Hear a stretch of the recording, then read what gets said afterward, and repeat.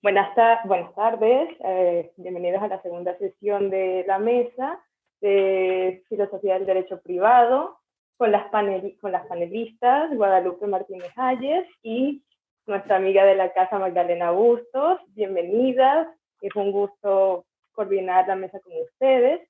Primero, pues, una breve presentación para ambas. Magdalena Bustos es pues amiga y compañera aquí de la casa, compañera doctoranda de la Universidad de Girona, en convenio con la Universidad de Chile. Está terminando su tesis, pronto a depositar, ¿cierto, Magdalena? Que se llama El deber de lealtad contractual, justificación y aplicación, y actualmente es profesora asistente de Derecho Civil en la Universidad de Chile. Y pues la profesora María Guadalupe Martínez Hayes, es doctora en Science and Law en la Universidad de Yale y tiene un LLM en esa misma universidad, abogada y máster de Derecho y Argumentación por la Universidad Nacional de Córdoba. Y actualmente es profesora en la IE University de Madrid y también profesora visitante de Derecho en la Universidad Nacional de Córdoba en Argentina. Su investigación se basa en conocimientos de psicología cognitiva, derecho privado, derecho a los consumidores, derecho de daños y daños punitivos, que me parece un tema muy interesante. Pues ha ocupado muchos cargos académicos y especialmente me quiero referir a un par de publicaciones recientes que ha tenido del año pasado. Una de ellas es justo el tema que nos va a hablar en esta presentación, que es sobre la dimensión retributiva del derecho de daños, la perspectiva de la víctima, que está en el libro Dañar, Incumplir y Reparar, ensayos de filosofía del derecho privado, editado por Diego Papayanes y Juan Antonio García Amado. Y el otro libro que quería resaltar es un capítulo del libro que escribió Tort Remedies and Meaningful Responses to Wrongdoing, en el libro editado por John Overbeek y Paul Miller, Wrongs and Justice in Private Law, entre otras muchas publicaciones que ha hecho la profesora. Y un dato curioso sobre el derecho de daños y las desigualdades entre hombres y mujeres que quería anotar antes de darle la palabra a nuestras ponentes es que, bueno, uno de las piedras angulares del derecho de la responsabilidad contractual es la reparación integral. En ellas, los jueces evalúan la indemnización debida a la víctima por los daños que se le haya causado, y uno de estos rubros son los ingresos actuales y futuros. Entonces, para estos rubros de indemnización por un mismo daño, de hecho, se indemnizan rubros distintos teniendo en cuenta, por ejemplo, inequidades en la brecha salarial que hay entre hombres y mujeres, que por lo menos en España las mujeres cobran, o sea, para poder equilibrar el salario entre hombres y mujeres, las mujeres tendrían que ganar un 28,6% más para poder tener el mismo salario que los hombres, según un estudio publicado por el Sindicato de Técnicos del Ministerio de Hacienda en España. También otra cuestión es el techo de cristal, que es las barreras invisibles que hay entre hombres y mujeres para llegar a los altos cargos en las jerarquías ocupacionales, tanto empresariales como académicos. Y también, pues, que las mujeres son las que menos propiedades de tierras e inmuebles tienen, por lo menos el 21% de las mujeres son las que tienen propiedades, títulos propietarios en España. Entonces, estas diferencias hacen que la regla de la indemnización por un mismo daño entre hombres y mujeres sea distinto. Entonces, pues una regla que quiere mantener la equidad entre todas, realmente no por un mismo daño, el rubro de indemnización termina siendo distinto. Entonces, solo quería anotar este dato y le doy paso a la profesora Guadalupe. Adelante, tiene 40 minutos para su exposición. Bueno, Buenas tardes, buenos días, dependen de donde se encuentren. Muchas gracias, Margarita, por la presentación. Excelente tu comentario, hago un paréntesis, excelente tu comentario respecto de la relación entre género y derecho de daños. Y de hecho, como nota de color, marco que en el caso de Argentina, lo que sucedía es que en el caso de lo que sucede en realidad es que en el caso de las mujeres amas de casa, a la hora de cuantificar la indemnización, se toma el salario mínimo vital y móvil, en vez de tomar el valor en el mercado de las actividades que realiza, digamos, la mujer, ¿no? Es otra manifestación de los problemas que hay a la hora de la cuantificación del daño, ¿no? Y a la hora de esas comparaciones, digamos, ¿no? Bueno, al margen.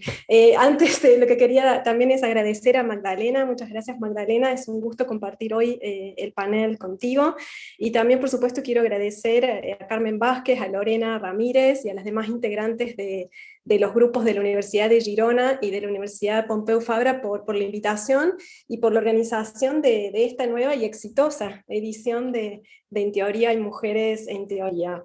La verdad que para mí es un verdadero placer y un honor poder de algún modo representar al área de teoría del derecho privado, en particular del derecho de daños. Y como mencionó Margarita, es en la dimensión retributiva del derecho de daños en la que me voy a concentrar hoy, y sobre la que quisiera compartir algunas ideas y reflexiones sobre las que vengo pensando hace ya unos años. En primer lugar, debo reconocer que mi interés por la dimensión retributiva del derecho de daños nació más bien desde lo específico.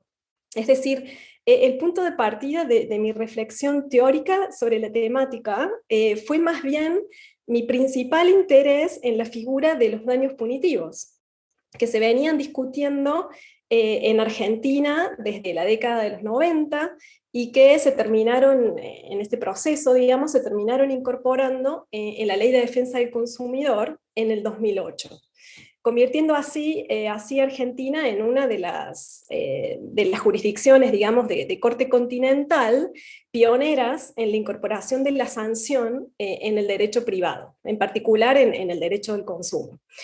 A hoy hay otros países latinoamericanos que se han sumado a la tendencia, como es el caso de Chile y de México, pero son casos más recientes, más incipientes. La cuestión es que el foco en los daños punitivos me condujo necesariamente a la pregunta sobre la relación entre el derecho de daños y la sanción. Y allí me encontré con que la reflexión teórica sobre la dimensión retributiva del derecho de daños se encontraba de algún modo relegada, o si se quiere, más bien reducida al entendimiento dominante de que las sanciones solo se justifican frente a ofensas penales o administrativas, de que las sanciones están fuera del ámbito del derecho privado, en el que parece reinar más bien un principio de rectificación, y de que las sanciones representan una especie de amenaza a ese orden tradicional entre lo público y lo privado. Y desde la perspectiva de las teorías del derecho de daños, lo que se advierte o lo que advierto es, por un lado, la dificultad de las teorías de justicia correctiva para dar cuenta de elementos retributivos, básicamente por ser los mismos inconsistentes con el marco teórico rectificatorio de las mismas. Y por el otro, la dificultad también desde las teorías del análisis económico del derecho de daños, por ser los elementos retributivos irrelevantes para alcanzar el objetivo de la eficiencia perseguida por estas teorías. Es decir, que desde una perspectiva o desde la otra de estas teorías, se advierte una falta de interés e incentivos por indagar, ¿no?, acerca de la función retributiva o los elementos retributivos del derecho de daños, lo que evidencian un claro diría gap, un claro vacío, ¿no?, en la reflexión teórica del derecho de daños y digamos de la dimensión retributiva, ¿no?, del derecho de daños.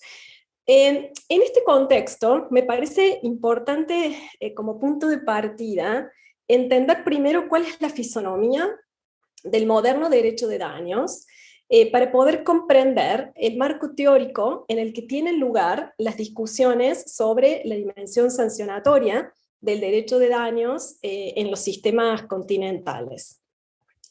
El actual debate teórico sobre el derecho de daños continental gira básicamente alrededor de dos cuestiones.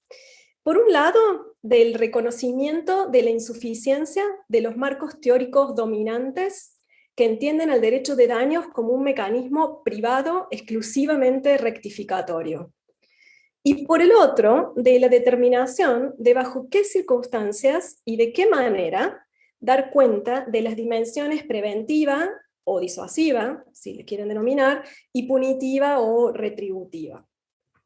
Es decir, el debate actual se centra en la tensión, si se quiere, y en la necesidad de identificar y deslindar conceptualmente estas tres funciones: reparación, prevención y sanción. Lo cierto es que el derecho de daños, por un lado, es menos rectificatorio de lo que se afirma, y por el otro, tiene en cuenta la reprochabilidad de la conducta del demandado en mayor medida de lo que se reconoce. Así, se ha demostrado en reiteradas oportunidades que el derecho de daños en general ofrece respuestas a las víctimas de daños serios que son infracompensatorias, ¿no? Si pensamos, la gran mayoría de los daños son irreparables. Pensemos en el daño moral, en el daño a la integridad física, invasiones a la dignidad y a la privacidad. Son tipos de daños que difícilmente puedan ser considerados en términos puramente monetarios. Esto lleva a reconocer que el objetivo rectificatorio de colocar a la víctima en la situación anterior o en una situación cercana al acaecimiento del daño es una ilusión en la gran mayoría de los casos. De esta manera, entonces, la respuesta exclusivamente rectificatoria luce insatisfactoria en muchos supuestos. Por ejemplo, en los supuestos de daños a la imagen o la privacidad por publicaciones en las redes sociales, por ejemplo, la respuesta adecuada para la víctima no es necesariamente la reparación de una suma de dinero, sino más bien, y quizás principalmente, respuestas de tipo preventivas que eviten la continuidad del daño o su agravamiento. Por ejemplo, solicitando al juez que ordene la baja de los contenidos que afectan su dignidad o reputación. El pedido de disculpas o las disculpas también son respuestas que son mucho más adecuadas para ciertos tipos de daños. Es decir, la respuesta rectificatoria clásica de sumas de dinero, si bien puede ser suficiente y adecuada en algunos supuestos, no sé, por ejemplo, pensemos en un simple accidente de automotores o en otros supuestos donde el daño es meramente patrimonial, es altamente insatisfactoria en un número importante de casos. Lo que demuestra, y lo que me animo a decir al menos, lo que demuestra es una especie de crisis, ¿no?, del principio de rectificación, o al menos de la exclusividad, ¿no?, del principio de rectificación. Asimismo, también se ha demostrado que la reprochabilidad de la conducta del demandado es tenida en cuenta por el derecho de daños con mayor regularidad de la que se reconoce. Así, se advierte o advertimos cómo condenas por daños eminentemente compensatorias, como las que se aplican, por ejemplo, en casos de daño moral, presentan elementos que son extracompensatorios, o sancionatorios, o punitivos, ¿no?, que lo que pretenden hacer es dar cuenta de la gravedad o reprochabilidad de la conducta del demandado, y que de algún modo lo que hacen es hacer evidente que una respuesta puramente rectificatoria es insuficiente para dar adecuada respuesta a las víctimas de dichas conductas agravadas. Al final de cuentas, podemos pensar que esas respuestas denominadas compensatorias, digamos, entre comillas, son de hecho respuestas por más que compensación. Hay un algo más que hay que dilucidar en esas respuestas. Todo lo anterior, entonces, me parece que revela, no solo la crisis de la exclusividad del principio rectificatorio, sino también que la idea de sanción no es tan ajena al derecho de daños, y que aquella división tajante entre lo público y lo privado, que estamos tan acostumbrados a escuchar, es bastante menos nítida de lo que se proclama teóricamente. Muestras elocuentes de ese proceso de desdibujamiento de la frontera de lo público y lo privado se manifiestan, por ejemplo, en los recientes movimientos que ha experimentado el derecho penal hacia lo privado y el derecho privado hacia lo público. A grandes rasgos, el derecho penal se ha mostrado, por ejemplo, en las últimas décadas, mucho más permeable a conceder un mayor espacio a la víctima del delito, al proponer, por ejemplo, estrategias restaurativas en el marco de los procesos criminales. Por su parte, el derecho privado ha comenzado a mostrar también cierta sensibilidad ante los aspectos públicos de su operatoria bilateral clásica, que nos invitan, diría, a replantear el entendimiento tradicional del derecho de daños como un mecanismo privado para repensarlo en su dimensión pública y en clave de articulación con el regulador, es decir, con las agencias administrativas del Estado y con el legislador. Es decir, todo esto nos invita a pensar en una dimensión pública del derecho de daños, en el sentido de que la mirada deja de estar exclusivamente en la relación bilateral entre A y B, para advertir que ese conflicto privado individual puede tener también, en ciertos supuestos, un efecto amplificador que va más allá de las partes en cuestión. Aquí estoy pensando en, por ejemplo, la sanción, la imposición de una sanción expresa reprobación social. La información que es probada en el marco de un proceso de daños genera conocimiento, por ejemplo, de la peligrosidad de un producto determinado o de una práctica fraudulenta desconocida, que pueden llamar la atención del legislador y de las agencias regulatorias de control, entre otros ejemplos. Es decir, el punto que quiero hacer aquí es que se hace difícil seguir pensando en el derecho de daños como exclusivamente rectificatorio, privado y en aislamiento, ¿no? Se hace también difícil afirmar que la sanción es completamente ajena al derecho de daños y exclusiva del derecho público, ya sea penal o administrativo. Evidentemente, la lógica y operatoria del derecho de daños se ha complejizado, ¿no? La reparación, la prevención y la sanción conviven muchas veces de manera encubierta o solapada, y entonces el desafío, yo creo que es el desafío que tenemos hoy, consiste en identificar y deslindar los aspectos conceptuales de cada una de ellas, y dilucidar, si se quiere, la posible autonomía, interacción y o articulación de estas funciones entre sí. Entonces, evidentemente, para poder comprender el lugar o espacio de la sanción en el moderno derecho de daños, debemos ocuparnos, entiendo como primera medida, de deslindar conceptualmente la sanción de la compensación.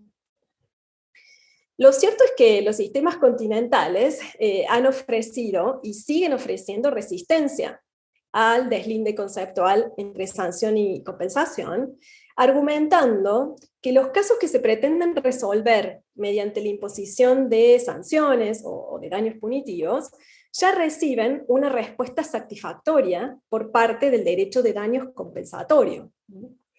Por un lado, ¿qué es lo que alegan? Por un lado, alegan que los jueces en aquellos países que no cuentan con el Instituto de los Daños Punitivos o con cualquier otro instituto sancionatorio, ¿no?, utilizan el daño moral como una herramienta sancionatoria.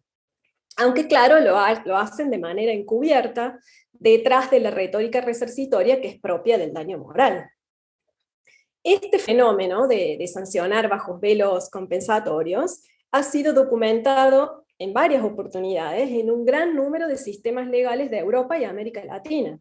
Lo ha sido en Francia, en Alemania, Italia, Suecia, Dinamarca, España, Suiza, la lista sigue, ¿no? Chile, Brasil, Colombia, Argentina.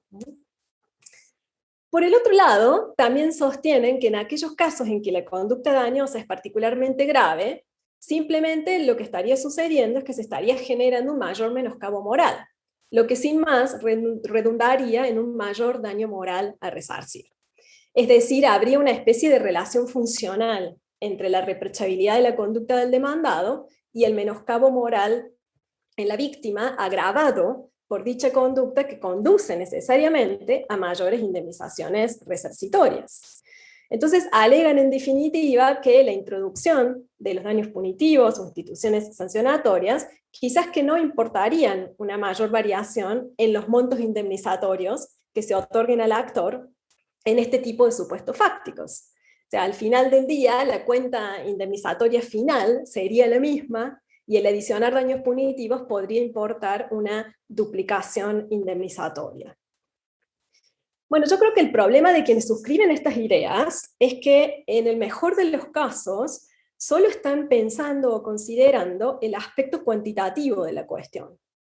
Es decir, estos dos argumentos que acabo de presentar creo que soslayan que el principal problema del derecho de daños, que el derecho de daños tiene para con esos casos es precisamente cualitativo o conceptual, en el sentido de que resulta relevante distinguir y transparentar aquello que se le manda a pagar al demandado para resarcir el daño causado en la persona y bienes de la víctima, de aquello que se le impone a aquel en concepto de sanción por su particular conducta reprochable.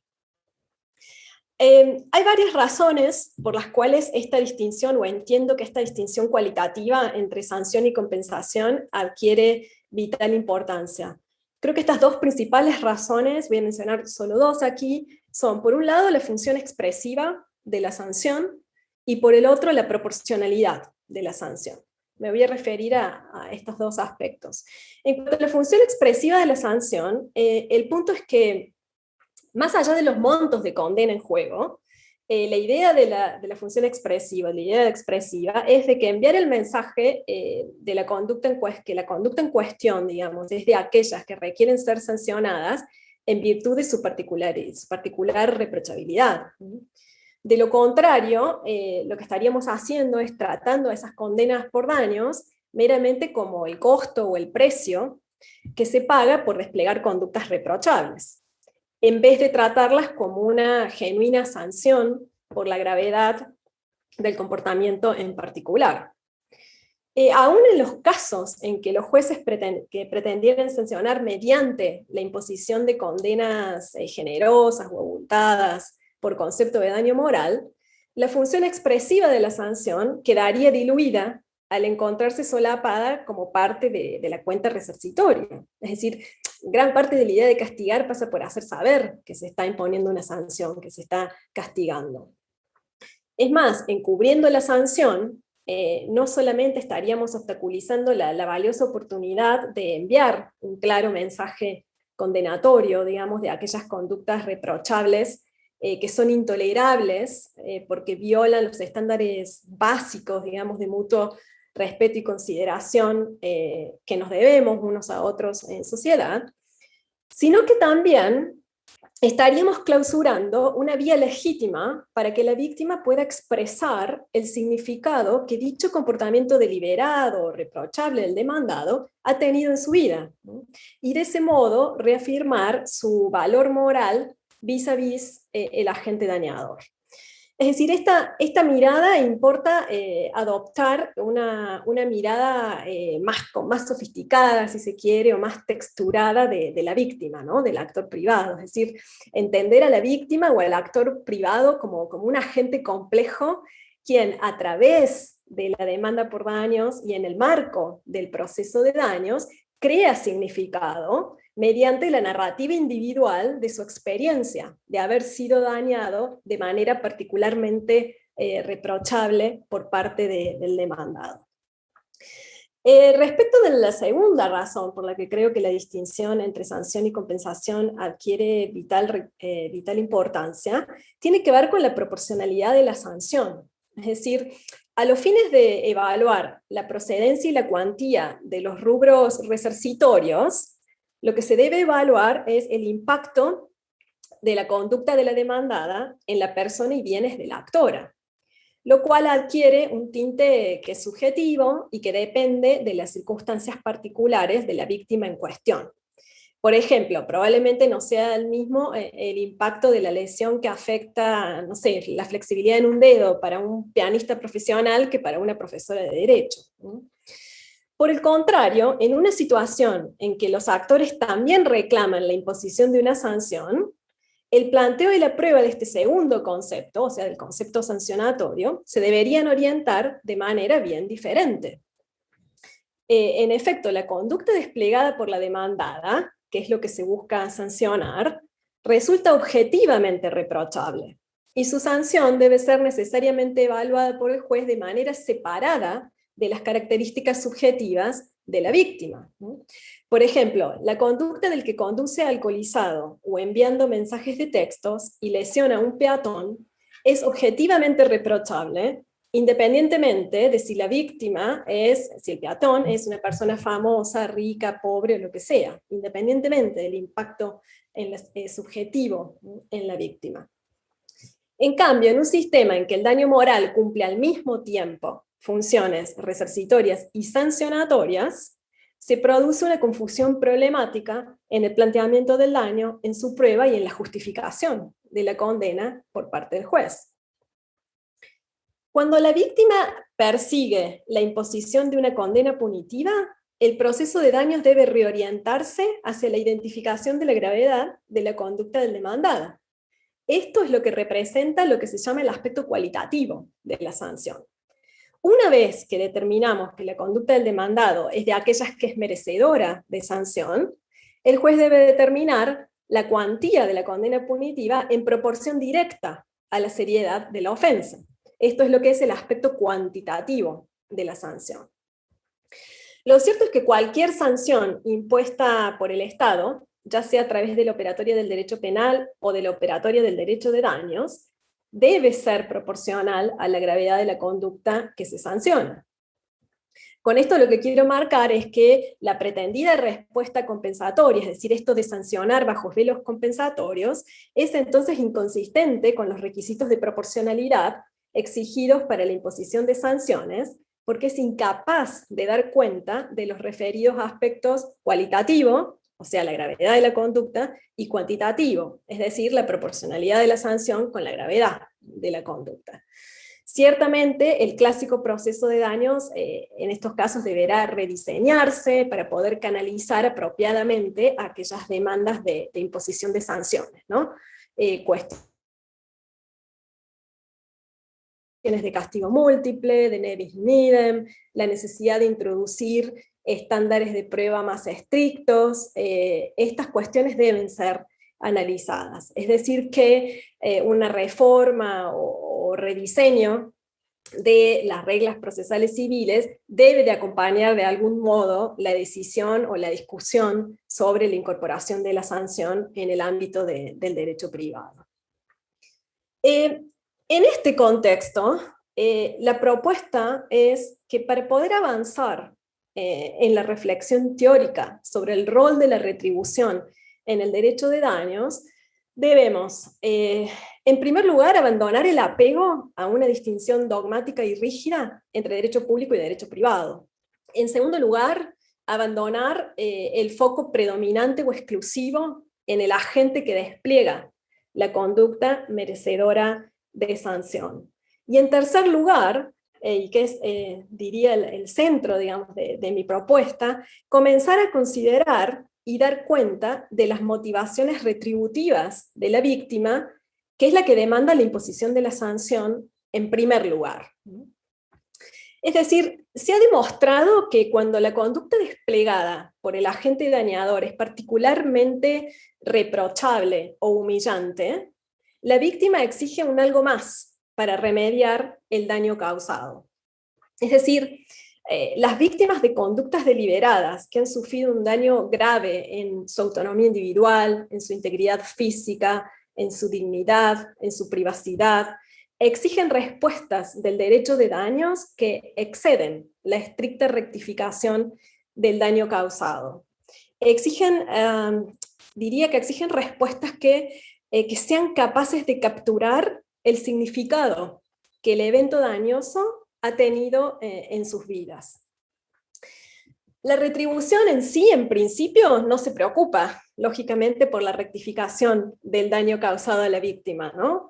Por el contrario, se concentra más bien en la imposición de una sanción a aquel que despliega un comportamiento reprochable en base a un juicio de merecimiento.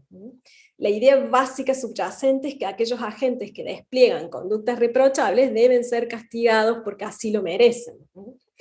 En esta lógica, las clásicas teorías retributivas del castigo ponen el foco en la reprochabilidad del comportamiento, sin prestar demasiada atención a la diferencia entre dicho comportamiento y el significado que el mismo tiene para la víctima, ni a la manera en que el daño sufrido por esta última puede ser atendido de algún modo. En esa línea, los teóricos del derecho penal, teóricos de corte retribucionista, se ocupan mayoritariamente de la retribución desde la perspectiva de la persona que está siendo castigada y del rol del Estado en la imposición del castigo. Este foco unilateral en el comportamiento del agente dañador claramente colisiona con la estructura bilateral del derecho de daños. Y entiendo que es problemático porque trata a la sanción como la merecida imposición de un sufrimiento en cabeza del agente dañador sin atribuir rol significativo alguno a la víctima del daño. Sin embargo, la víctima que ha sufrido el daño es quien tiene la potestad de activar el derecho de daños al entablar una acción judicial en contra del agente dañador. Es decir, la decisión de entablar o no una demanda por daños depende de la motivación de la víctima, y el conflicto es entre esta última y el demandado. En consecuencia, el punto que quiero marcar aquí es que la retribución entendida meramente como la imposición de un castigo merecido al demandado no es adecuada para dar cuenta de forma satisfactoria de la dimensión retributiva del derecho de daños. No es satisfactoria porque desconoce como mínimo el rol significativo de la víctima. En este contexto, entonces, entiendo que la dimensión retributiva del derecho de daños debe replantearse en términos relacionales. Esta forma, digamos, de concebir la retribución como relacional, lo que pretende es conectar a la víctima con el agente dañador, ¿no? Esto sería lo que denomino de algún modo retribución relacional. Y esto implica un desdoblamiento del foco de atención. No solo se consideran las particulares características de la conducta del demandado que ameritan la imposición de una sanción, es decir, la naturaleza reprochable de la conducta, sino también las correlativas motivaciones retributivas de la víctima que solicita la imposición de la misma. Estos dos elementos se encuentran necesariamente interconectados. Las motivaciones retributivas de la víctima están informadas por la particular situación de la víctima en relación con el agente dañador. Es decir, se relacionan, por un lado, con el nivel de severidad de la conducta del demandado, y por el otro, con el valor atribuido por la víctima a los intereses conculcados por dicha conducta, ¿no? La autonomía individual, la integridad física, la privacidad, la dignidad. De hecho, cuando somos confrontados con tipos de comportamientos deliberados que son, diría, intuitivamente ofensivos de nuestras sensibilidades morales, una respuesta bien diferente de la compensatoria parece ser exigida por parte del derecho. Así, la imposición de una sanción se presenta como una respuesta que es apropiada para dar cuenta de la reprochabilidad de aquellos comportamientos para con la víctima. De esta manera el foco de atención se pone entonces, o donde quiero poner el foco de atención es en el significado que dichos comportamientos tienen para las partes involucradas. ¿Qué significan para ellas? ¿Cómo han afectado a la víctima? ¿Y qué es necesario para normalizar esa situación? Cuando una persona invade deliberadamente la autonomía individual, la integridad física o la dignidad de otra, el ofensor es percibido, digamos, por la víctima como expresando menosprecio o expresando superioridad respecto de la víctima, y la víctima entiende de algún modo esa invasión como una afrenta directa a su igual valor moral como persona. Todo ello forma parte de la indignación moral experimentada por la víctima que provoca el pedido de una respuesta retributiva o de una imposición de daños punitivos en estos supuestos. Es decir, la retribución relacional, entonces, se ocupa no solo de la sanción, como la imposición de un castigo merecido al agente dañador, sino que también atiende al significado que el comportamiento deliberado tiene para la víctima, y captura así las motivaciones retributivas, esta idea de indignación moral que está detrás, que esos serios actos de menosprecio hacia nuestra autonomía, integridad física o privacidad despiertan en nosotros. Ahora bien, una vez que entendemos a la respuesta retributiva de la víctima como relacional, podemos advertir la moralmente rica, diría, dimensión expresiva de la sanción. La imposición de la sanción punitiva lo que hace es otorgar a la víctima voz, le permite a la víctima expresar el significado moral del comportamiento dañoso, y es una idea de retribución que entiende la imposición de la sanción como un modo de comunicación moral entre la víctima, el agente dañador y la sociedad toda.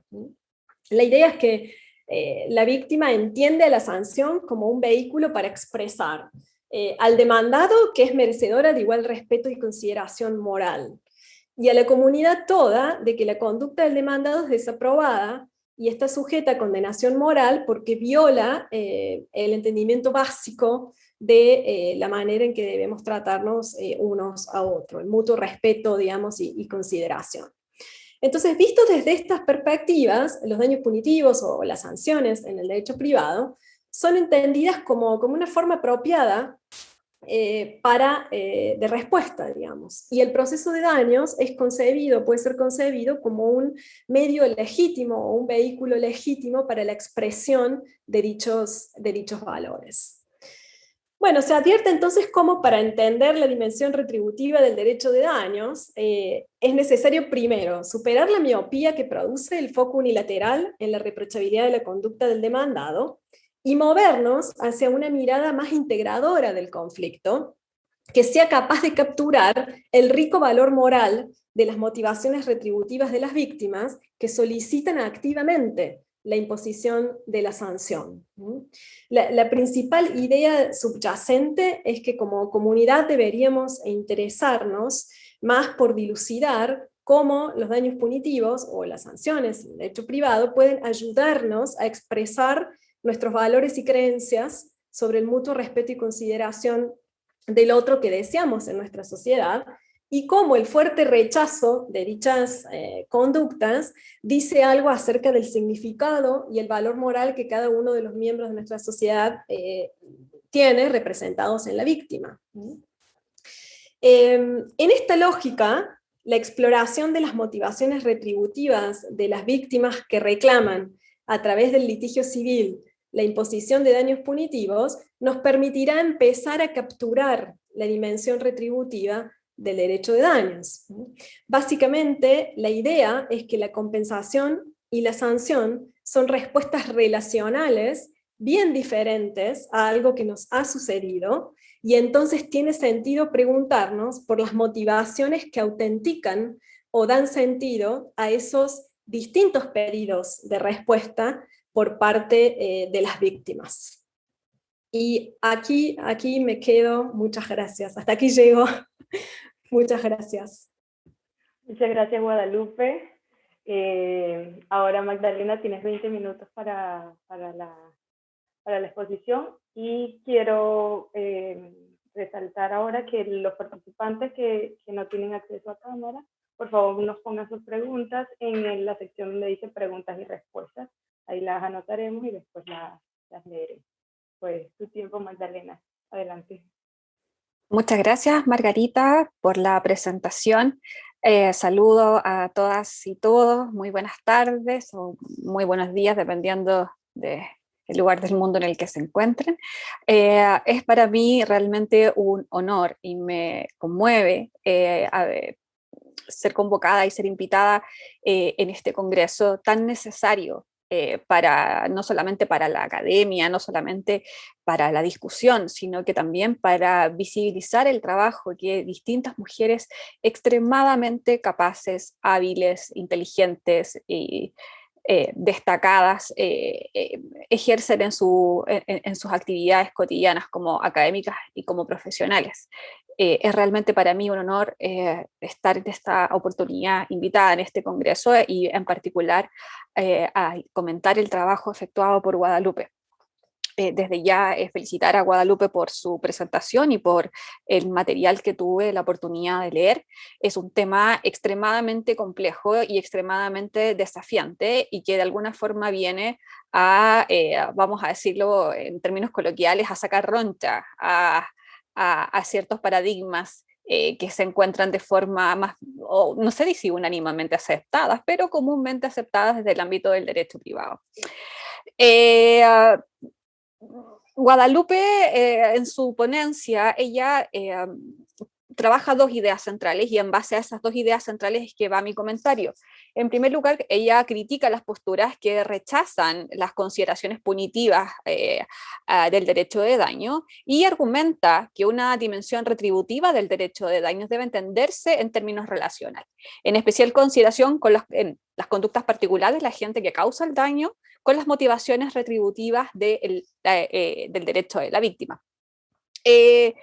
Tratándose del primer punto, es decir, en cuanto a la dimensión retributiva del derecho de daño, más allá de las críticas que menciona Guadalupe y que quienes nos dedicamos al derecho privado sabemos que se presentan en la materia, no es un misterio que ni el derecho privado en general, ni el derecho de daños en particular, se encuentra exento de nociones o más bien de dimensiones retributivas. En el derecho civil en general, incluso en nuestras codificaciones decimonónicas, podemos encontrar claros ejemplos de ciertas dimensiones retributivas. Un ejemplo, por mencionar solamente alguno, es lo que ocurre ante la lesión enorme en un contrato de compraventa de una cosa corporal, de una cosa inmueble. Hay una específica sanción en ese caso, tanto para vendedor o comprador, en los casos en que sufre lesión, ya sea aumentando o disminuyendo el justo precio, como una especie de sanción, es decir, como una especie de indicador o hacia a evitar o más bien a disuadir una conducta futuro que perjudique de una manera tal al comprador o vendedor, dependiendo a quién corresponda, por solo mencionar algún ejemplo. En el derecho de daños también, o en la responsabilidad civil en general, en las codificaciones decimonónicas también vemos claros ejemplos de algunas nociones retributivas. Sin ir más allá, la cláusula penal enorme, perdón, la cláusula penal, cuando esta no solamente funciona como una evaluación anticipada de perjuicios, sino que también cuando funciona como una pena o una sanción civil que procede incluso no habiendo no habiendo daño acreditado o incluso habiéndose beneficiado el sujeto acreedor, es una clara también manifestación de esta función o de esta dimensión retributiva que advierte Guadalupe. Por lo tanto, no me parece y no es tan extraño hablar de una dimensión retributiva en el derecho privado en general y en el derecho de daño en particular. Ahora, lo que sí está claro es que la función principal del derecho de daños no es una función eminentemente retributiva. Podemos compatibilizar esta noción o esta dimensión retributiva con la dimensión o la visión de justificación compensatoria que es propia del derecho de daños. Ahora, espero en este comentario poder contribuir de una forma bastante modesta al trabajo de Guadalupe, básicamente precisando algunas nociones o conceptos que son fundamentales para poder entender de mejor forma, espero, la propuesta de Guadalupe, así como también proponer un par de ideas que, en mi opinión, podrían venir a contribuir a la discusión. En este sentido, una pregunta previa y ineludible al momento de hablar de la dimensión retributiva del derecho de daños es la noción de sanción y en particular la noción de pena privada, distinguiéndose tres dimensiones, voy a mencionar así. Por una parte tenemos los efectos jurídicos, tenemos las sanciones y las penas privadas, todos ellos conceptos que funcionan de manera diferenciada.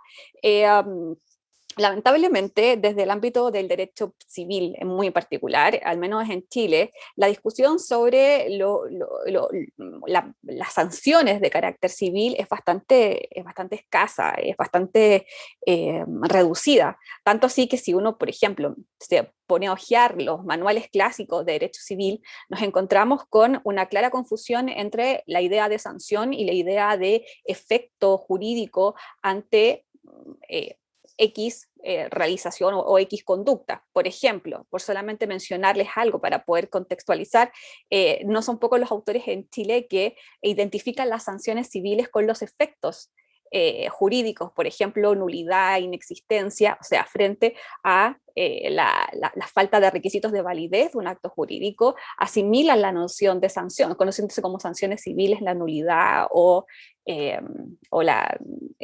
ciertas sanciones de ineficacia o inoponibilidad, etc. Confundir una noción de sanción con los efectos ante el incumplimiento de ciertos requisitos de validez es en sí un error, y para eso tenemos afortunadamente la teoría del derecho que nos ayuda a comprender de mejor forma qué es aquello que nosotros podemos entender por sanción.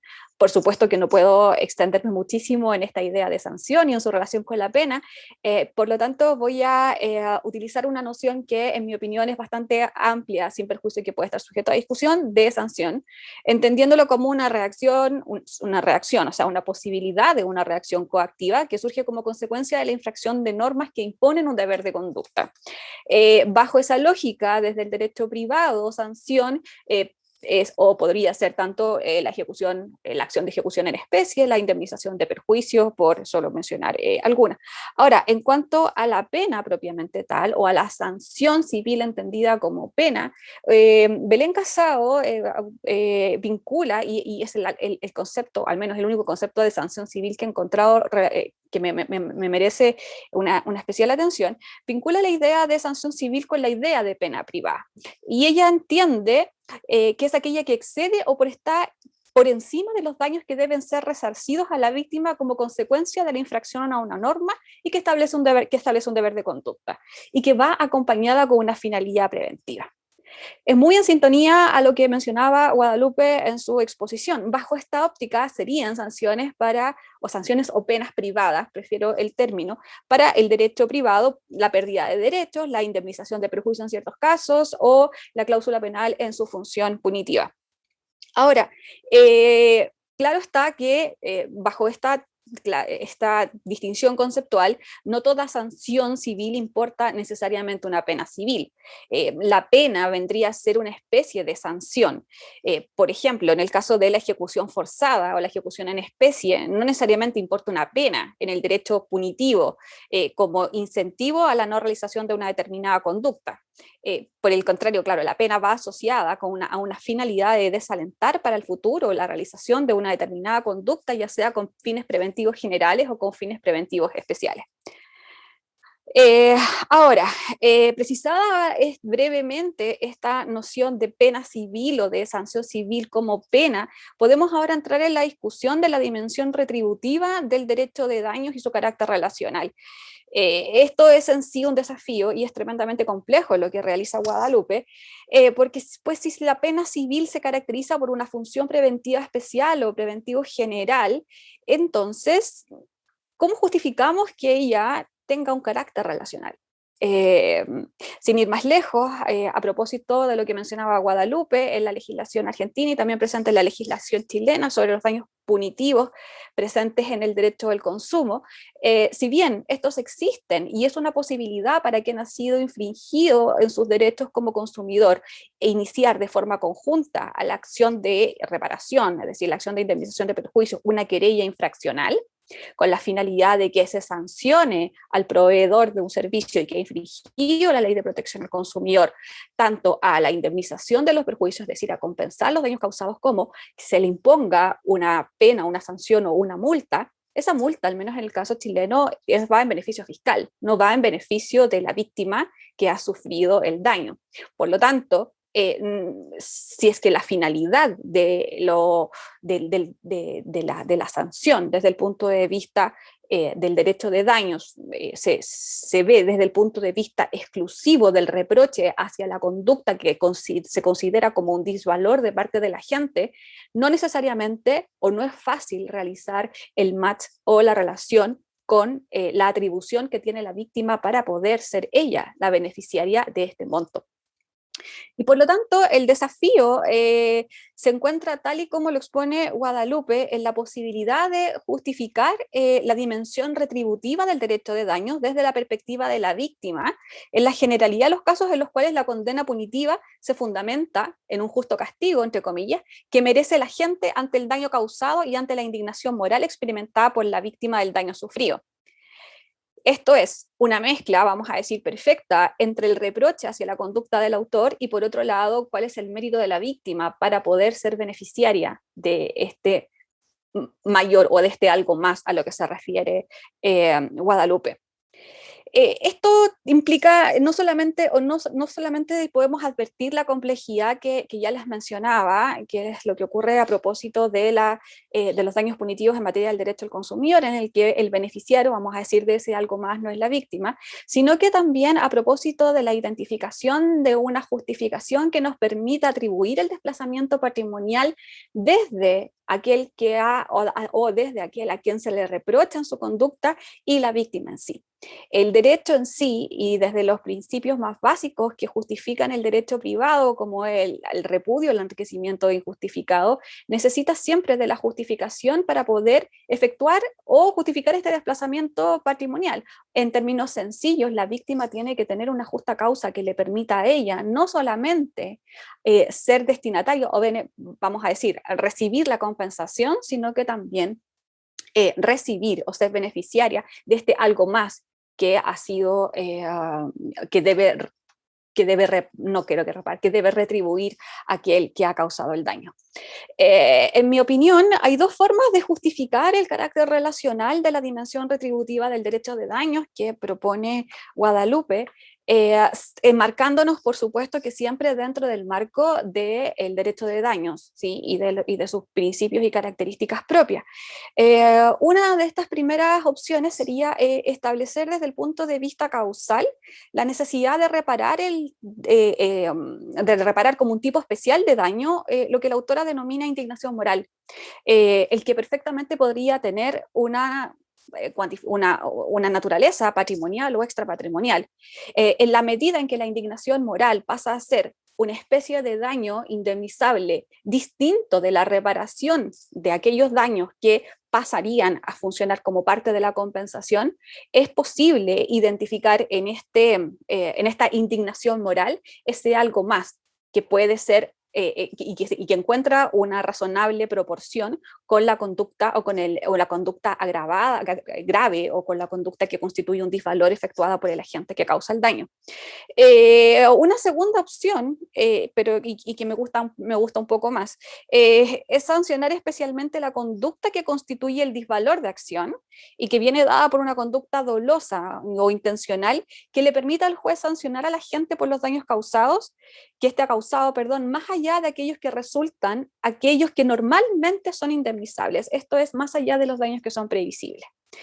Al fin de cuentas, el resarcimiento de los daños imprevistos es una forma también de materializar en la práctica los daños punitivos.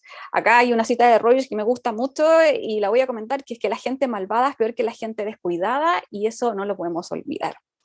En este punto, o esta idea ha sido desarrollada en Chile por el profesor Cristian Banfi, quien ha sostenido que desde la responsabilidad civil, o quien ha afirmado que la responsabilidad civil atiende a fines y desempeña roles preventivos y retributivos, rasgos que se manifiestan en los daños punitivos, los cuales vendrían a funcionar como una especie, o muy en la línea de lo que señala Guadalupe, como una especie de sanción ante la conducta agravada de parte de la gente, quien con sus propios actos no solo causa un daño atribuido en general a la falta de diligencia, sino a una conducta intencional o dolosa.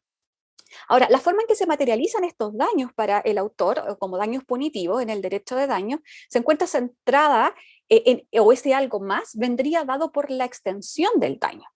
En tanto, la regla general, al menos en Chile, es que los daños indemnizables sean aquellos daños directos previstos. Y ello, o lo adicional, sería que una conducta dolosa haría responsable al autor del daño también de aquellos daños imprevistos. Siempre claro está que ellos sean directos y pueda establecerse entre el hecho y el daño una relación de causalidad. La justificación para esta responsabilidad agravada se justifica, en opinión de Christian Banfi, en la idea de probabilidad. Citando acá al autor, él señala que la cadena de causalidad es rota con más probabilidad por las intervenciones intencionales que por las negligentes, por una conducta imprudente que por una conducta que no lo es, por actos positivos que por omisiones. Esto es, si alguien intenta causar un daño mediante un hecho ilícito y tiene éxito, es decir, intencionalmente quiere causar un ilícito y es exitoso en su cometido, lo que se sigue o las consecuencias de ese hecho ilícito nunca son demasiado remotas. Más aún, lo que propone el autor es que incluso acontecimientos extraordinarios que el agente no pudo prever no rompen necesariamente o no afectan la relación de causalidad entre la conducta dolosa y los daños sufridos por la víctima. Para el agente doloso no es causal de exclusión de responsabilidad la existencia de daños que no pudieron ser razonablemente previstos. Tanto así que el agente debe responder incluso por el incremento o la agravación del daño causado. Esta postura ha sido aceptada, al menos desde el derecho anglosajón, para tipos específicos de daños que se suscitan en ilícitos, tales como actos de competencia desleal, y permiten abordar la función retributiva del derecho de daños vinculado con la causalidad y en la extensión del daño indemnizable. Y ello permite, en mi opinión, mantener y justificar el carácter relacional que es propio del derecho privado. En efecto, el daño, aunque imprevisto, y por lo tanto no un daño que naturalmente o que normalmente no es indemnizable, puede funcionar como un daño de carácter punitivo y tiene la ventaja de permitir mantener el nexo causal entre el actuar doloso del agente y, por otro lado, los daños o perjuicios o algo más que ella tiene atribución para poder recibir.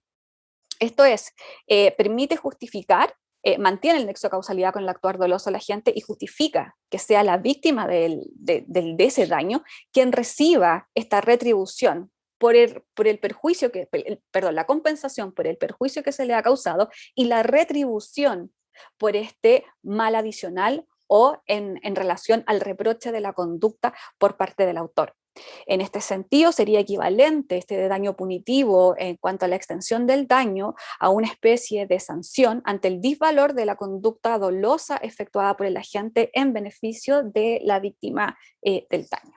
Eso es todo. Muchísimas gracias. Muchas gracias a ambas por ajustarse al tiempo. Guadalupe tiene 5 minutos para que le responda los comentarios a Magdalena. Gracias. Bueno, sí, en 5 minutos no creo que vaya a responder a todos los comentarios interesantísimos que presentó Magdalena. Magdalena, muchas gracias por tus comentarios, muchas gracias por ofrecerme tu mirada sobre las posibles soluciones de cómo abordar esta problemática. La verdad que sí, es una problemática que es compleja y que básicamente el problema, digamos, que yo veo en estas discusiones es la gran resistencia que hay a ingresar a la discusión, ¿no? Por lo cual, en primer lugar, agradezco ingresar a la discusión, ya es un avance, digamos, ¿no? Poder discutir sobre la dimensión retributiva, y tiene mucha razón Magdalena cuando menciona esto de que en realidad la sanción no es ajena a la idea del derecho privado, y podemos desde los orígenes históricamente trazar líneas de diferentes aspectos, digamos, sancionatorios, ¿no? Del derecho privado. La problemática yo creo que va más bien por cuán los distintos tipos de sanción, que es lo que plantea Magdalena, y es cierto que hay un paso previo ahí que quizás que valga la pena abordar. O sea, no lo hice en este trabajo, porque es un trabajo más bien escueto, digamos, ¿no? de una investigación que es mucho más amplia, y que evidentemente la discusión sobre la idea de sanción está digamos, en juego, y es importante, y también el juego entre la sanción y la disuasión, que Magdalena lo marcó bastante bien también.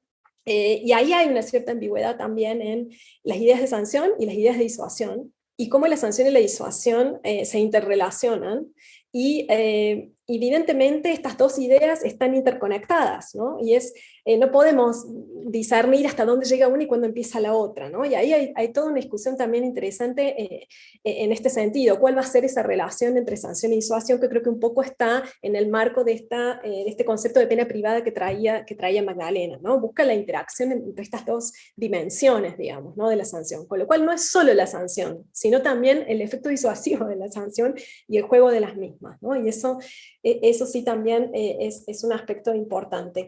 Después de lo que marcaba Magdalena del destino de la víctima, en realidad la figura chilena de la multa toma esa variación. En realidad la figura, por ejemplo, de los daños punitivos en Argentina, el destinatario es la víctima, y en casi todas las regulaciones de la figura, el destinatario es la víctima.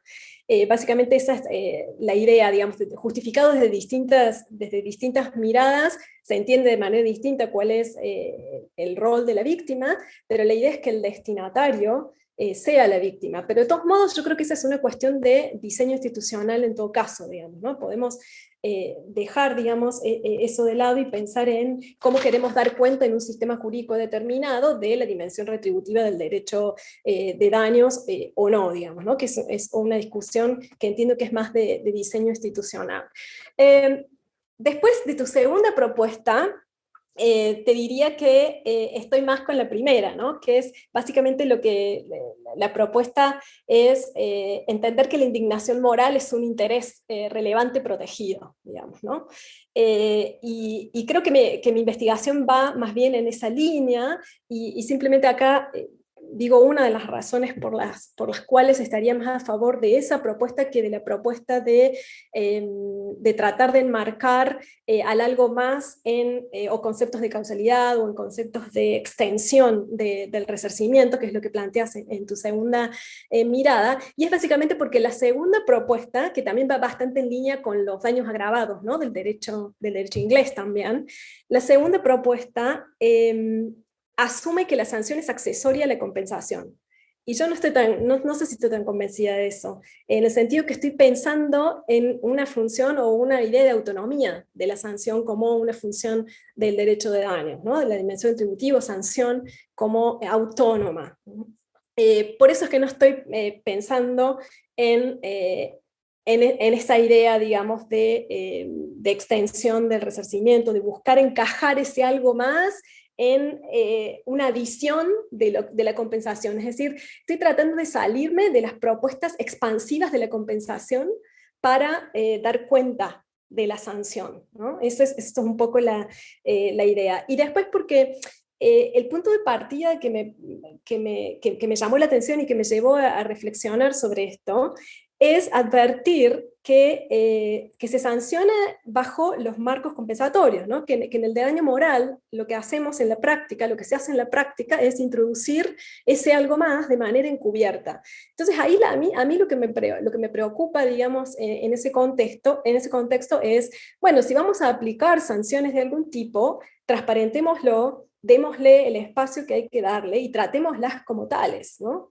Que importa un montón de cuestiones, y como marqué en mi presentación, importa también hacerse cargo de cuestiones procesales también, de cómo dar cuenta de las sanciones en un proceso civil. Importa discutir, bueno, acá necesitamos estándares de pruebas diferentes, no el de certeza del derecho penal, pero no el de es más probable que no del derecho civil, sino la preponderancia de la evidencia, por ejemplo, que es lo que tienen algunos estados de Estados Unidos.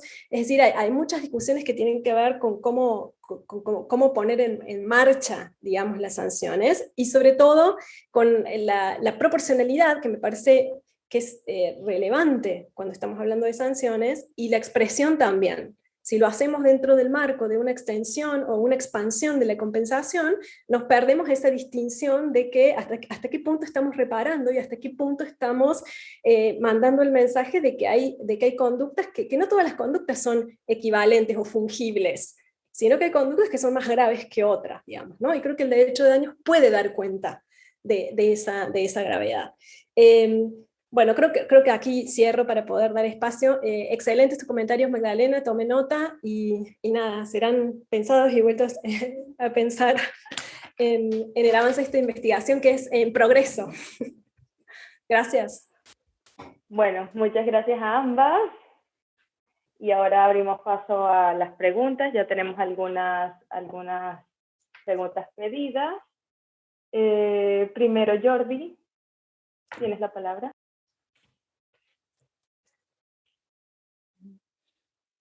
Gracias, Margarita.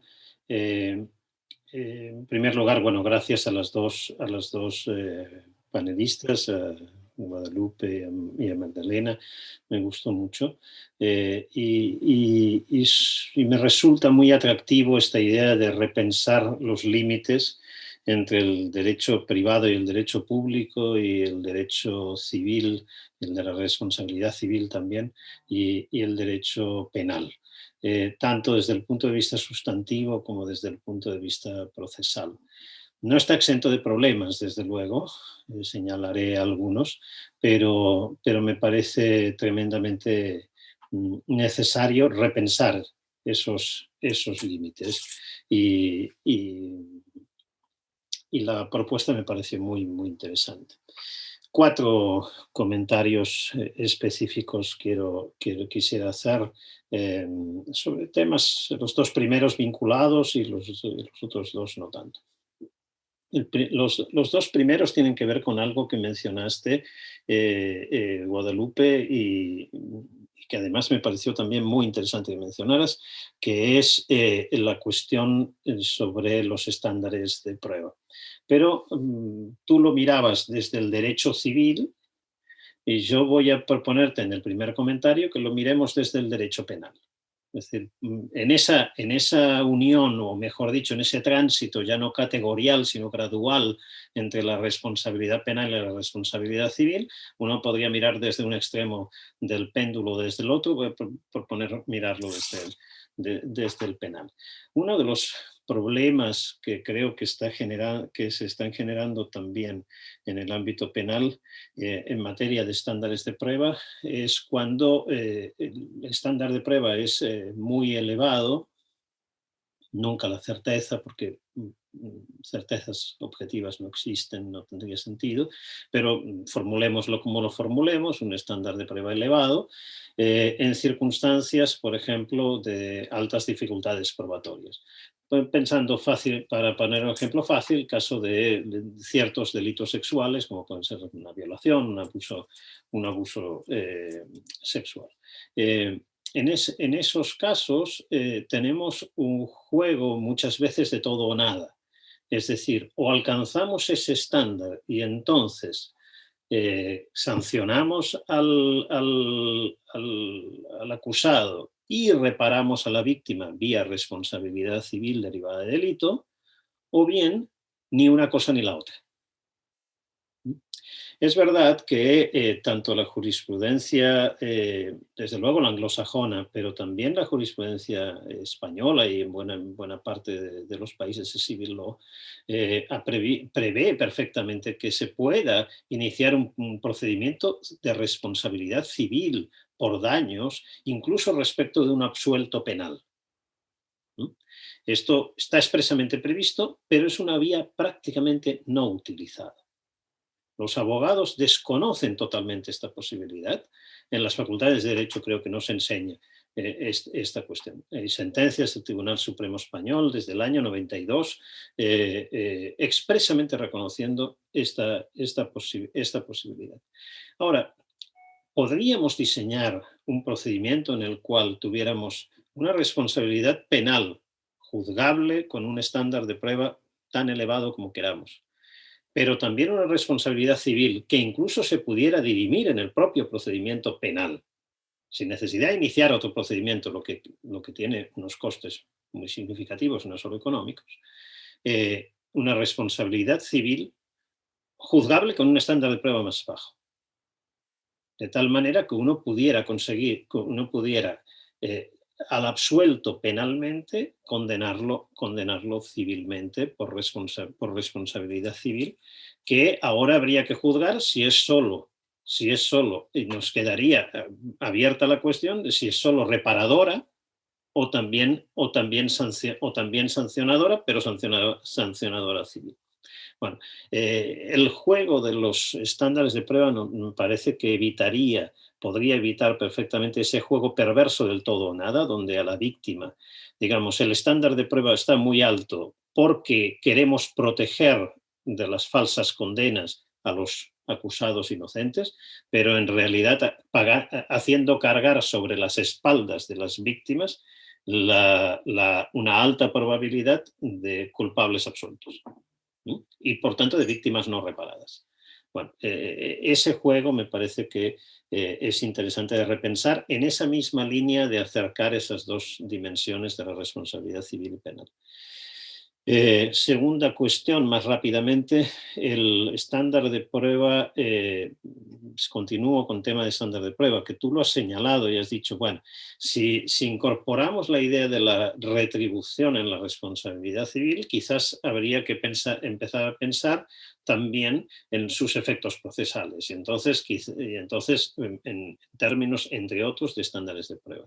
Claro, yo no sé si estarías pensando en que pudiéramos tener un estándar de prueba más elevado, tanto para la retribución como para la reparación, o dos estándares distintos. Porque no tendría por qué ser que si la retribución nos lleva hacia un estándar más elevado, eso otra vez nos subiera el de la reparación, porque entonces volvemos al juego del todo o nada, al que antes me refería, que causa distorsiones importantes. Pero entonces necesitamos dos estándares de prueba para esta doble función de reparación y de retribución de la responsabilidad civil que planteas. Tercera cuestión, en el ámbito siempre ahora ya de la responsabilidad civil, pero siempre en este aspecto retributivo, me parece que necesitamos pensar en dos problemas que, al menos desde el punto de vista de los daños punitivos, digamos, de la práctica de la imposición de daños punitivos en el mundo anglosajón, sobre todo en Estados Unidos, creo que crean un problema, no están bien definidos. Uno es la tipicidad. ¿Cuáles son los daños? Es decir, ¿cuáles son las conductas reprochables? Perdón, no cuáles son los daños. ¿Cuáles son las conductas reprochables? Y la segunda es cuáles son las sanciones. Claro, mientras tengamos abierta, es decir, lo que al juez le parezca reprochable, y abierto lo que al juez le parezca una sanción adecuada, aquí tenemos otro tipo de problemas. Problemas que hemos buscado solucionar en el derecho penal con la tipicidad y con no hay pena tampoco sin ley previa, y que en cambio en los daños punitivos no está resuelto. Y me parece que entonces con ese tipo de propuesta también debería resolverse, abundarse hacia ahí y resolver esto. Última consideración, tu vinculación, digamos, del aspecto retributivo a la idea de la lesión a la autonomía de la víctima, y de este punto de vista del relato incluso moral de la víctima en cuanto lesión a su autonomía y a la falta de respeto, etcétera, etcétera, cómo casa con las personas jurídicas. Porque perfectamente puede ser víctima una persona jurídica, y cuando es víctima una persona jurídica, entonces exactamente hay que ajustar algunas cosas, porque no sé si una noción de autonomía nos basta para esto, o al menos habría que ampliarla mucho, desde luego. Nada más, y de nuevo mis felicitaciones por muy interesante ponencia, que por otra parte, si es posible, me gustaría mucho leer. Adelante, Guadalupe. Jordi, muchísimas gracias, muchas gracias, excelentes tus comentarios, y la verdad que el primero de ¿Se me escucha? Sí. El primero de tus comentarios me pone especialmente contenta. ¿Por qué? Porque justamente creo que si logro que desde el derecho penal se sumen a la discusión de repensar los límites, creo que eso es algo que es lo que estoy buscando, digamos, ¿no? Porque como bien estás marcando, yo lo estoy mirando desde la perspectiva del derecho de daño, pero en algún punto lo que estoy sugiriendo es que tenemos que repensar el derecho de daño y el derecho penal también, digamos, ¿no? Esa es como la propuesta subyacente cuando hablo de dibujar los límites, así que creo que ahí... digamos, tu comentario va en esa línea y eso es justamente lo que quiero lograr, con lo cual me parece, me encantó tu mirada desde la perspectiva, digamos, penal del juego de los estándares de prueba, porque yo justamente estoy pensando en un doble estándar de prueba, el clásico, digamos, para la reparación y un estándar de preponderancia de la evidencia, un estándar híbrido, como le llaman algunos, o intermedio, para la respuesta sancionatoria, porque justamente estoy planteando que estas dos respuestas tienen que estar diferenciadas, digamos. Entonces, tienen que tratarse de manera diferenciada y tiene que darse el tratamiento procesal y sustancial diferenciado, ¿no? Entonces, sí, a tu segundo punto, estoy pensando en dos estándares de prueba, desde cómo hacer en el marco del proceso de daños. Pero tu propuesta, digamos, de hacerlo desde el proceso penal, me parece excelente, digamos, también, ¿no? Es una propuesta de resolverlo desde el derecho penal también, digamos, ¿no?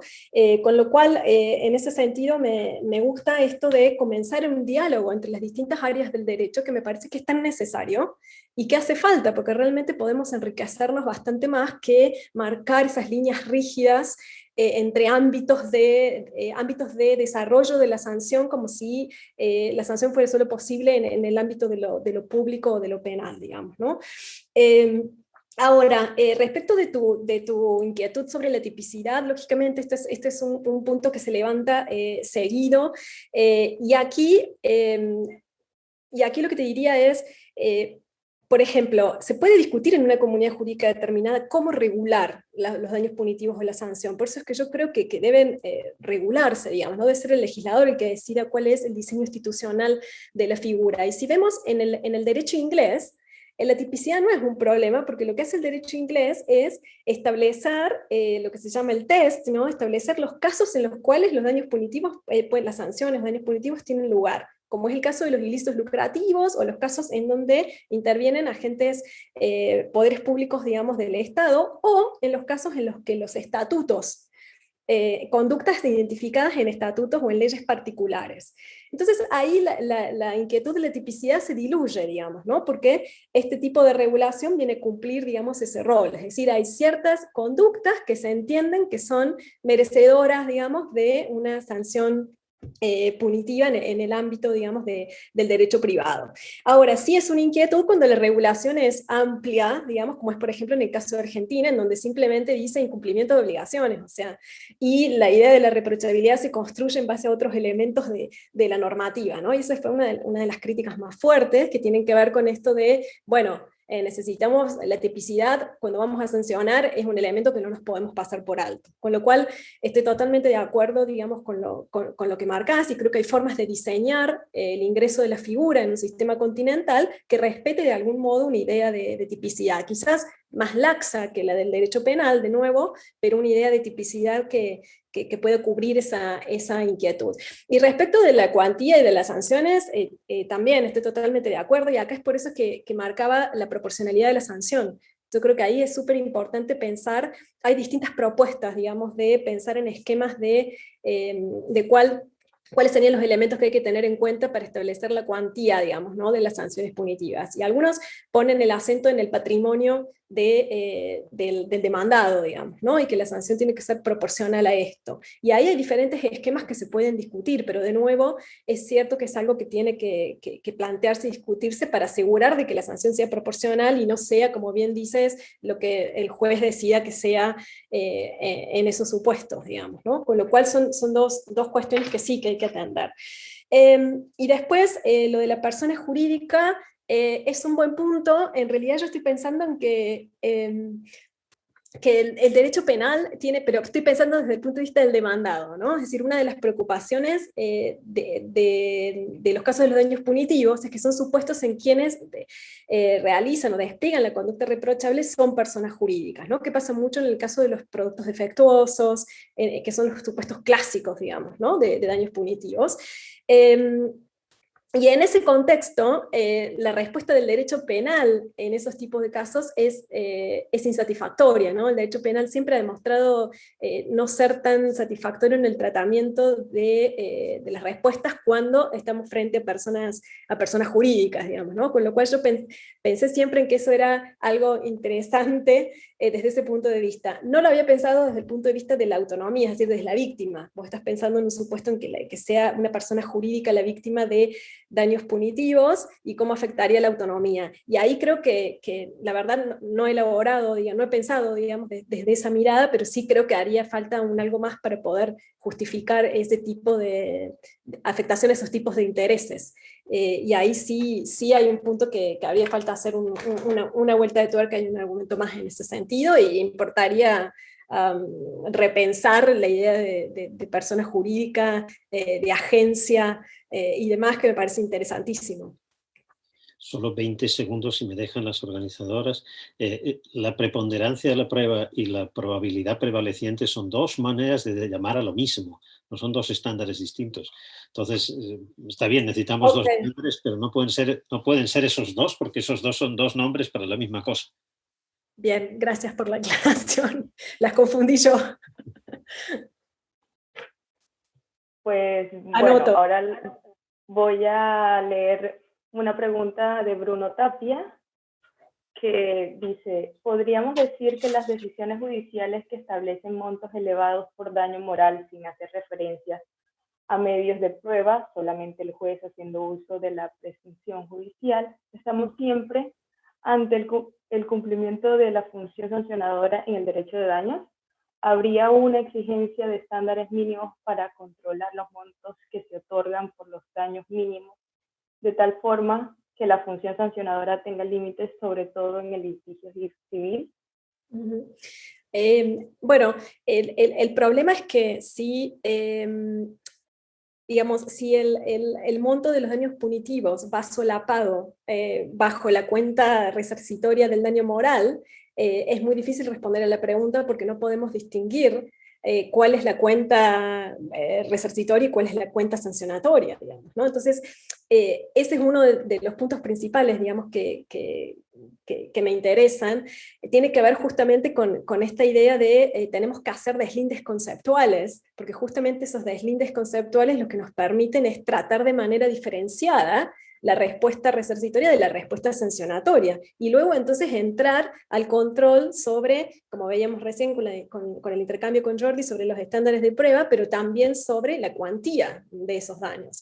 Con lo cual, ese es uno de los problemas de tratar a la sanción dentro del daño moral sin distinguirla, ¿no? Y digo sin distinguirla porque, por ejemplo, en el caso de México, que introdujo los daños punitivos hace muy poco de manera pretoriana, la Corte Suprema lo que hace es sancionar dentro del ámbito del daño moral, diciendo que sanciona y diciendo la conducta por la que sanciona, es decir, que distingue conceptualmente la sanción de la reparación, pero luego al momento de cuantifica un solo monto de esos dos conceptos. Entonces se queda a mitad de camino, digamos, de esta distinción conceptual, que lo que nos permite es lo que supongo que le preocupa a Bruno, es el control, digamos, de hasta dónde sancionamos, por cuánto sancionamos y de qué manera sancionamos dentro del derecho privado. Con lo cual, la pregunta lo que hace es reforzar un poco mi punto. Si no hacemos estas distinciones conceptuales, entonces no podemos avanzar hacia, o sea, si no transparentamos esto, no podemos avanzar hacia cuáles son las respuestas y de qué manera el derecho de daños está tratando estas respuestas, que insisto, son respuestas relacionales que son bien distintas al impacto que tiene un determinado evento en nuestras vidas, ¿no? Entonces, creo que eso es un poco, no sé si respondo a la pregunta, pero un poco va en esa línea de reforzar esos deslindes. Muchas gracias. Ahora le doy la palabra a Alex. voy a pedir por favor brevedad en las preguntas y respuestas a los... Bien, perdón. Hola, hola a todos, gusto verlos nuevamente. Guada, me encantó, muchas gracias. Y bueno, son preguntas que tal vez se me quedaron en el tintero de la vez pasada que te escuché. La primera es, ¿qué tanto suscribes o si no lo haces la tesis de Scott Dershowitz sobre justicia correctiva? En parte de tus argumentos hay como una afirmación sobre la limitación de la justicia correctiva, pero en la versión de Dershowitz esta versión se agranda e incluye daños punitivos, ¿no? Entonces, yo te diría, depende de cómo lees la justicia correctiva. Lo segundo es, ¿qué diferencia habría entre los delitos querellables, en los que al final puede haber un incidente de reparación del daño, y las demandas civiles por daño, ¿no? Tú decías, bueno, es que en el derecho privado se le permite a la persona presentar o disponer de la acción para perseguir el castigo y la reparación, pero bueno, los delitos querellables también habría esta disponibilidad de la acción. Y finalmente, esto ya es más una duda un poco más teórica, es que tú dices, bueno, repensar el derecho de daños implica también repensar el derecho penal, y eso me lleva a pensar que realmente lo que estás afirmando es una suerte de unidad, o sea, en medio de estas distinciones conceptuales que te interesan entre compensación, castigo, la idea o la apelación a una respuesta jurídica más que a una compensación y a un castigo, una respuesta que involucra compensación y castigo, al final lo que te lleva es a una unificación, ¿no? Y te pone la tarea difícil, obviamente, de distinguir cuáles son esos elementos diferenciadores entre derecho de daños y derecho penal. Te lo digo porque si lo que importa son las respuestas que honren la narrativa o el sentido expresivo que representa para la víctima obtener una respuesta jurídica, entonces no solo los daños punitivos interesan ser justificados, también existen otro tipo de respuestas que convergen en la víctima, en la narrativa y en la manera como ha sufrido ese daño. Te diría, por ejemplo, la misma sanción penal a quien llevó a cabo el ilícito, que se sepa la verdad, que se le pida disculpas, etcétera. Así un montón de medidas que también incidirían y que excederían el castigo. Pues no sé qué opinas al respecto. Muchas gracias. Hola Alex, un gusto verte. Excelente tus comentarios, muchísimas gracias. Respecto al primero, sí, tomo el punto ahí en realidad no quise en esta presentación discutir sobre las teorías de justicia correctiva y hasta cuándo podemos expandirlas o no para dar cuenta, digamos, de esta idea, porque en realidad también lo que estoy tratando de hacer es un poco salirme de las teorías unificadoras del derecho de daños, digamos, ¿no? Yo tengo una mirada más pluralista del derecho de daños, entiendo que hay distintos valores en juego, que hay distintas funciones y que podemos justificar distintos aspectos del derecho de daños independientemente, digamos, sin necesidad de dar cuenta de una teoría, digamos, ¿no? Marco en la cual enmarcarme. Siempre traté de salirme, de tener que encajar en una teoría, ya sea justicia correctiva, sea civil recourse, sea desde el análisis económico del derecho y demás, y simplemente lo que trato de hacer es mostrar las deficiencias de estas teorías para dar cuenta de eso. Pero de Dershowitz, el punto que tomo y que diría, si hay una conexión, tiene que ver más con la función expresiva, digamos, ¿no? El aspecto expresivo, que bueno, yo lo leo de otra manera, digamos, pero ese sí es un aspecto que a mí me interesa, pero no como expansivo, digamos, sino como autónomo, digamos, como cumpliendo otro rol. Pero más o menos en esa línea sería la primera respuesta. Después tu segunda respuesta es interesantísima porque en realidad una de las cuestiones que me hizo pensar en la dimensión retributiva del derecho de daños es justamente esta, ¿no? La cuestión de la disponibilidad de la acción, o sea, la relación entre el derecho de daños y el derecho penal es la posibilidad de los querellantes particulares, ¿no? En lo penal, es decir, la posibilidad de que hay ciertos tipos de delitos en donde solo la víctima puede activar la acción y pedir una respuesta, digamos, que sería la imposición de la sanción penal en el marco, digamos, del derecho penal. Con lo cual ahí veo una similitud en algún sentido, y eso me hizo preguntarme ¿por qué necesariamente la disponibilidad de la acción tiene que ser en lo penal? ¿Por qué no podemos disponer de una posibilidad de solicitar la imposición de una sanción en el marco del derecho privado? Porque a la larga la imposición de la sanción la decide lógicamente el Estado, el juez, la agencia administrativa, lo que fuere, digamos, ¿no? Pero el punto de que la víctima sea la que puede activar la acción es lo que a mí me interesa, digamos, ¿no? Porque hay una idea de, cuando yo busco una respuesta retributiva y hay una motivación retributiva detrás, poder decidir si puedo ejercer la acción o no. Y ahí entonces yo veo más vínculos que diferencias, digamos, ¿no? en esa línea. Y tu último punto me parece súper interesante. Sí, el problema es, y esto me lo he levantado varias veces en el sentido de si creo que hay una distinción entre el derecho público o el derecho privado, o estoy dispuesta a diluirlas de tal modo de que no quiero entrar en esta discusión, bueno, hasta dónde llega uno o hasta dónde llega el otro. Y eso es algo que todavía no tengo tan definido, pero tiendo a pensar de que no quiero pensar en categorías de derecho público o derecho privado, sino más bien, creo que lo marcaste vos mejor que yo, en respuestas jurídicas. Y ahí te tomo el punto, por ejemplo, las disculpas. Las disculpas son respuestas jurídicas digamos, respuestas jurídicas satisfactorias en un montón de supuestos y que realmente no tienen que ver con la sanción, pero que se alejan claramente de la rectificación y que levantan preguntas como qué tan genuina es la disculpa y otro montón, digamos, de interrogantes que son importantes, digamos, de trabajar o de dar cuenta, digamos, ¿no? Con lo cual, es cierto que estoy pensando más bien en respuestas jurídicas, y entonces si esa respuesta jurídica puede venir desde otra área del derecho, debería estar contenta con eso, digamos, ¿no?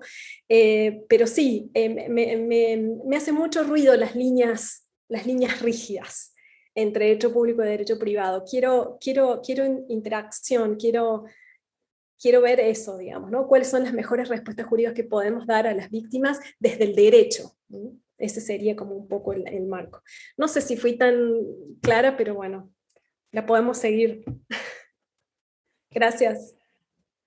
Bueno, ahora hay una pregunta del público. Sebastián Figueroa dice: hola, gracias por la interesante discusión. Dado los intereses en juegos en el derecho de daños, me pregunto si siempre es deseable tener en cuenta la perspectiva de la víctima en la determinación del elemento expresivo de la sanción, en contraste, por ejemplo, con la perspectiva que tendría la comunidad respecto del daño y de la conducta de la persona sancionada, en donde no se niega necesariamente la voz de la víctima. Me lo pregunto porque puede ser que la perspectiva concreta de la víctima resulte desproporcionada o injusta. De tener esto en cuenta, tal vez la pregunta puede redirigirse de las siguientes preguntas: ¿cómo se manifiesta y justifica dicha perspectiva en una sentencia judicial? O ¿cómo se manifiesta dicho carácter expresivo en la cuantificación o naturaleza del tipo de sanción en cuestión? Okay. Bueno, muchas gracias. Excelente pregunta. Hay una inquietud que normalmente surge, que tiene que ver con la pregunta, que es si esto de poner la mirada en la perspectiva de la víctima no nos está llevando a una subjetividad extrema, de decir, bueno, ¿por qué vamos a tener en cuenta tanto la motivación retributiva, la indignación moral de esa víctima individual en particular, cuando en algunos supuestos quizás que no queremos ir tan allá, digamos, ¿no? Brindar tanto espacio a una cierta subjetividad. Ahora, yo creo que esta inquietud es una inquietud que es válida, pero que soslaya que en realidad lo que la víctima hace es activar el proceso de daños, con lo cual hay un marco legal y un marco procesal y herramientas procesales en donde lo que hay que hacer es acreditar que se está enfrente de una conducta reprochable, particularmente reprochable, digamos. Con lo cual, si no estamos frente a un caso de una conducta particularmente reprochable, sino frente a un caso de una víctima que es altamente susceptible o sensible, eso evidentemente va a surgir en el proceso de daños. Y entonces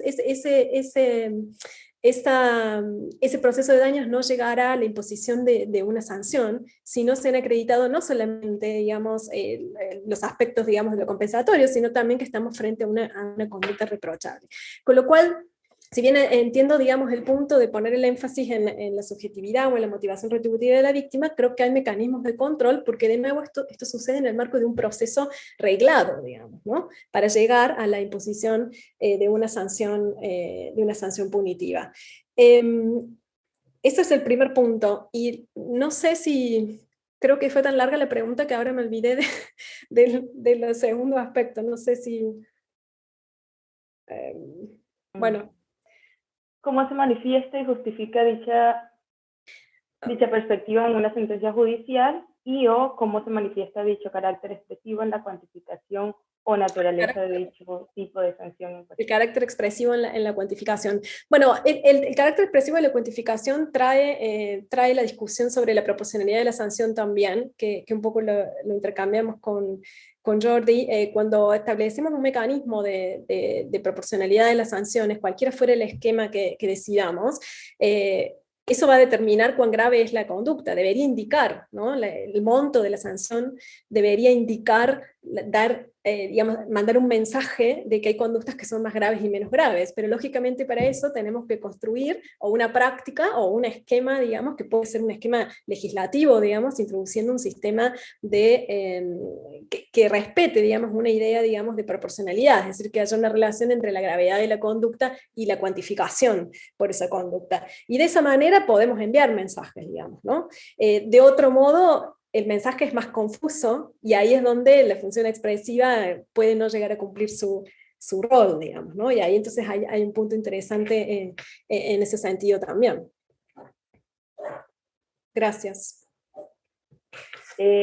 Bueno, Henry, ¿tienes la palabra? Brevedad, por favor. Muchas gracias, Margarita. Guadalupe, muy bien, muy buena la ponencia. Y yo tengo una duda justamente con lo que acabas de responder y lo que le respondiste también a Jordi y a Alex, y es la noción de reprochabilidad y lo que se sigue institucionalmente de ello. Porque tú mencionas, bueno, la víctima se indigna y quiere ver esta indignación reflejada en lo que solicita y en la sanción que recibe, no solamente en la reparación. Pero esta indignación puede ser demasiado sensible o puede no estar ajustada a lo que importa socialmente. Digo que la reprochabilidad de la conducta no depende solamente de que la víctima se indigne, sino que en efecto sea reprochable razonablemente para la sociedad. Si el contenido de la noción de reprochabilidad es social, ¿cierto? Entonces pareciera que es institucionalmente más coherente que la acción frente a esta reprochabilidad esté en cabeza del Estado, ¿sí? Entonces aquí me surge la pregunta sobre la legitimidad de la víctima para pedir esto, ¿cierto? Que es reprochable, pero es reprochable porque la sociedad lo considera así, no solo porque la víctima lo considera así. ¿Ven? O sea, es como una distinción entre la culpa en un sentido civil y la culpa en un sentido punitivo. La culpa en un sentido civil no es en un sentido fuerte, como dice Goldberg y Sikorsky, como Coleman también acepta. Sí, entonces me pregunto por la legitimidad y también incluso por no sancionar dos veces por el mismo hecho, ¿no? Que se ve reflejado en este tipo de situaciones. Me gustaría saber tu opinión frente a esto. Sí, muchas gracias por tu comentario. Tu punto de la reprochabilidad va conectado también con la inquietud sobre la tipicidad, ¿no? Y creo que conecta directamente, digamos, ¿no? Y por eso, digamos, y ahí es donde yo creo que es una de las principales reacciones de por qué hay resistencia a los daños punitivos cuando se mira, por ejemplo, la práctica norteamericana, en donde la práctica norteamericana lo que pone el acento en que la conducta sea reprochable. Y entonces, ¿cómo construimos esa idea de reprochabilidad de la conducta? Y bueno, dependerá en el caso individual de ciertas características, si son conductas intencionales, si hubo fraude, distintos tipos, digamos, si hubo algún tipo de dolo eventual, digamos, o algunos de elementos subjetivos que apunten a construir el reproche de la conducta, y se entiende que es la idea de un reproche de lo que, del reproche social, digamos, de la conducta, no de lo que la víctima entiende como reprochable, sino que de la construcción social, digamos, de reprochabilidad. Ahora, tu punto es yo creo que el mismo de la tipicidad. Cuando vos construís una respuesta sancionatoria desde el derecho privado en base a una tipicidad, como hace por ejemplo el derecho inglés, que te dice ilícitos lucrativos, o te dice cuando el poder público abusa, digamos, de sus funciones, o cuando un estatuto determina una determinada conducta, ahí no te preocupa tanto el problema de la reprochabilidad, y entonces supongo que ahí no es tan problemático la legitimidad de la víctima para solicitar ese tipo de daños punitivos, con lo cual creo que en un primer esquema, digamos, ese punto es válido, digamos, ¿no? Que es reprochable. Ahora, yo insisto en esto de que la víctima es quien tiene, digamos, la potestad de pedir la respuesta sancionatoria, es la víctima, digamos, es la víctima porque la conducta ha sido dirigida hacia ella, digamos, y ahí está esta idea de retribución relacional que estoy tratando, digamos, de construir, porque yo creo que la conexión es importante entre la reprochabilidad de la conducta y las correlativas, digamos, motivaciones retributivas de la víctima, y eso es lo que le da a la víctima standing, no otra cosa. Ahora, si en el marco del proceso de daños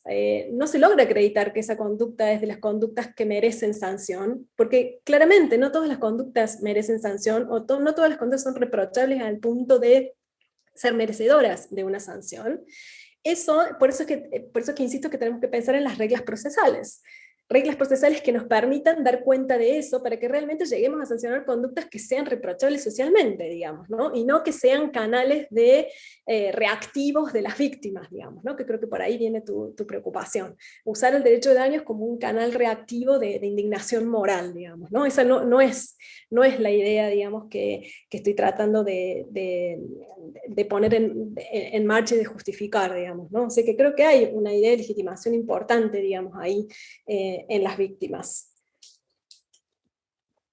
Y las sanciones múltiples, de nuevo, también van de la mano, me olvidé, pero era tu último punto, van de la mano de también repensar en normas procesales que nos permitan hacer esto. Y hay un montón sobre esto, digamos, ¿no? Cómo tratar el tema del nem in idem y de la multiplicidad de sanciones cuando se busca sancionar la misma conducta por parte de distintos actores privados, digamos, ¿no? Y ese es un punto interesante, digamos.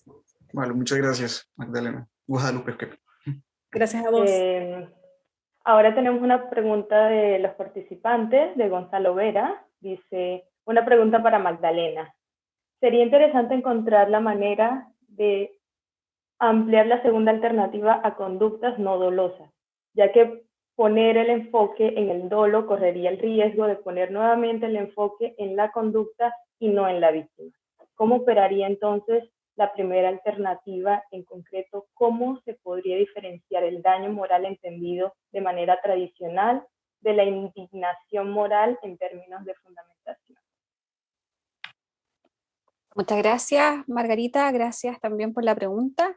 A ver, las propuestas que efectué están orientadas a justificar cómo nosotros logramos atribuir o vamos a decir que la víctima en general sea beneficiaria de algo más que debería retribuir a aquel agente que causa un daño y cuya conducta es reprochable. O sea, en sintonía con lo que señala Guadalupe, pareciera que el acento no puede estar únicamente en la conducta reprochable, sino que también en el mérito que tiene la víctima para poder ser ella la beneficiaria de ese mayor o de ese algo más.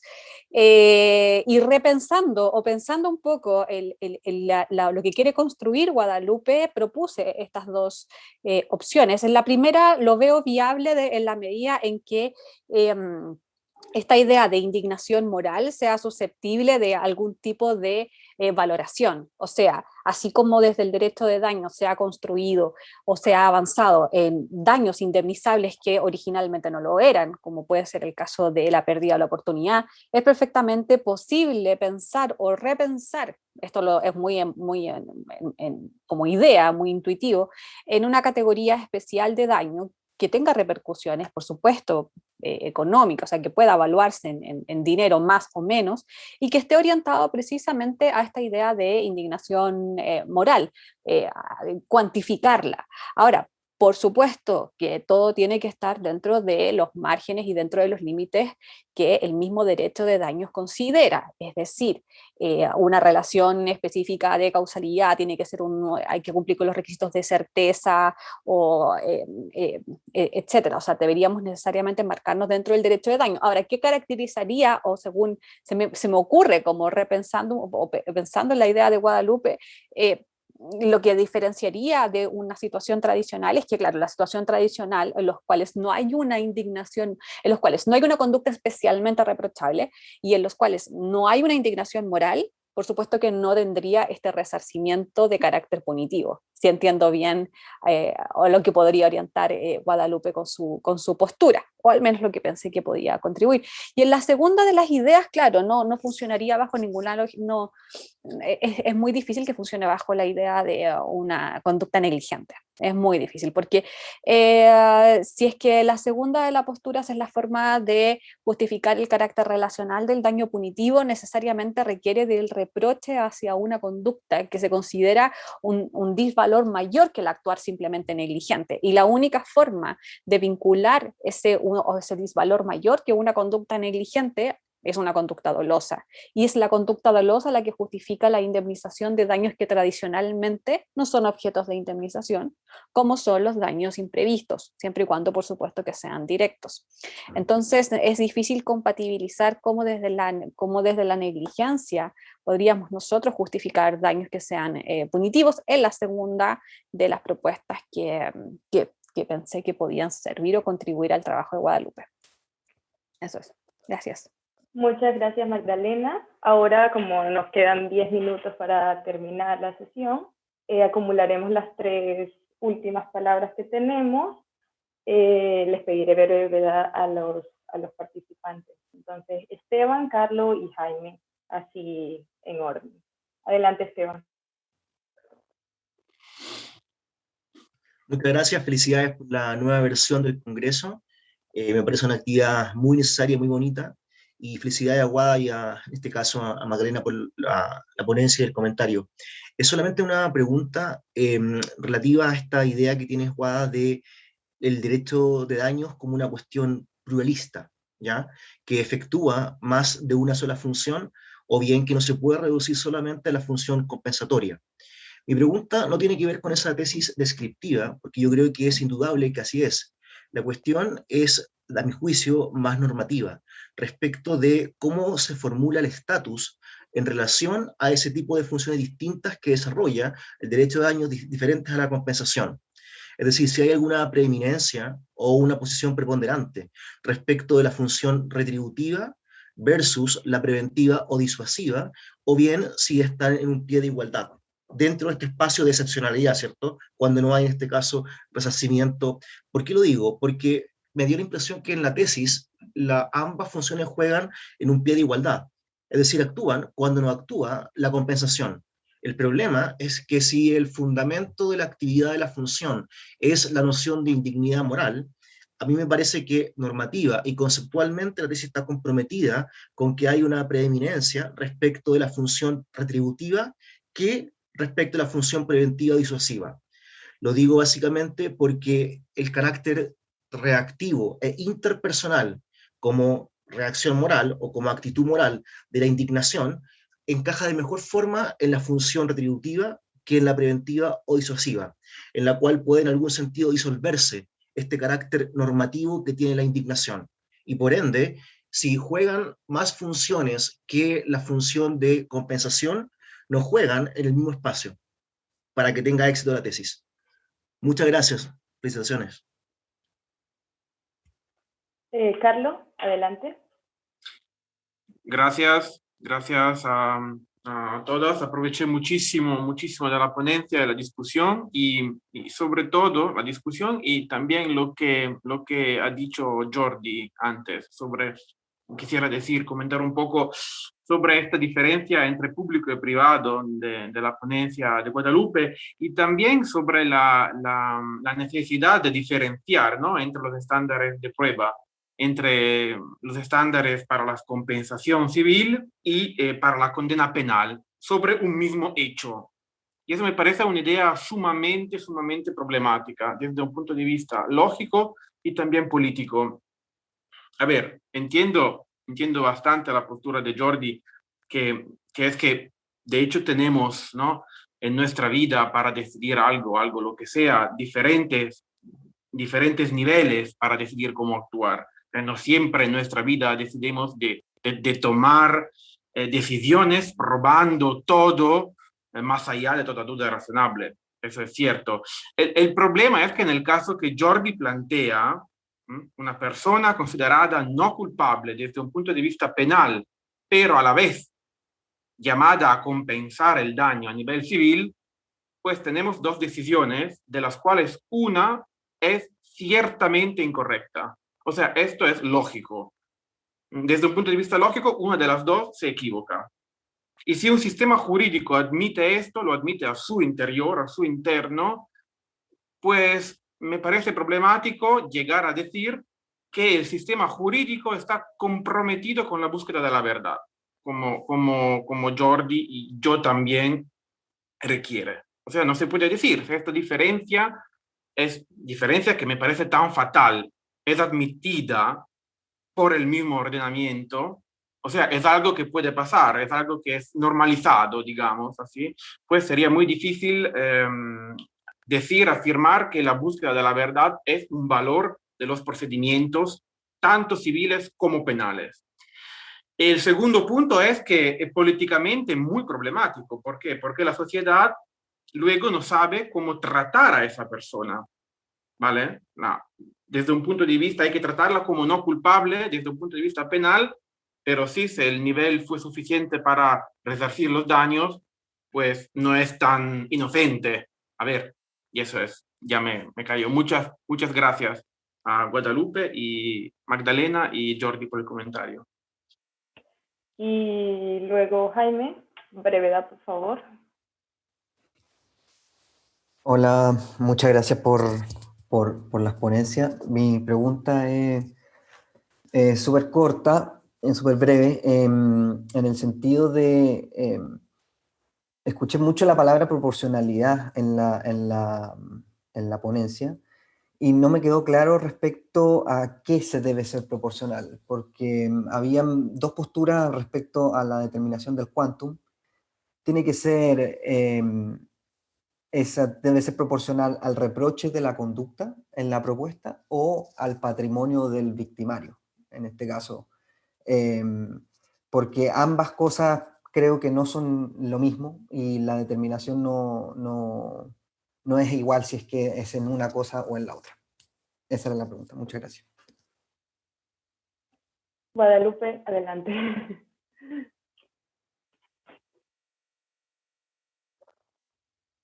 No creo poder responder a todas las preguntas, pero bueno, haré el intento. Esteban, muy interesantes tus comentarios. Debo decir que tendría que pensar un poco más en la respuesta, aunque, digamos, el punto de partida que estoy pensando es que esta idea pluralista importa que cada una de estas funciones tengan un espacio. Lo que no estoy tan segura es cuál es el espacio de cada una, digamos, ¿no? Si una es preponderante, digamos, o no.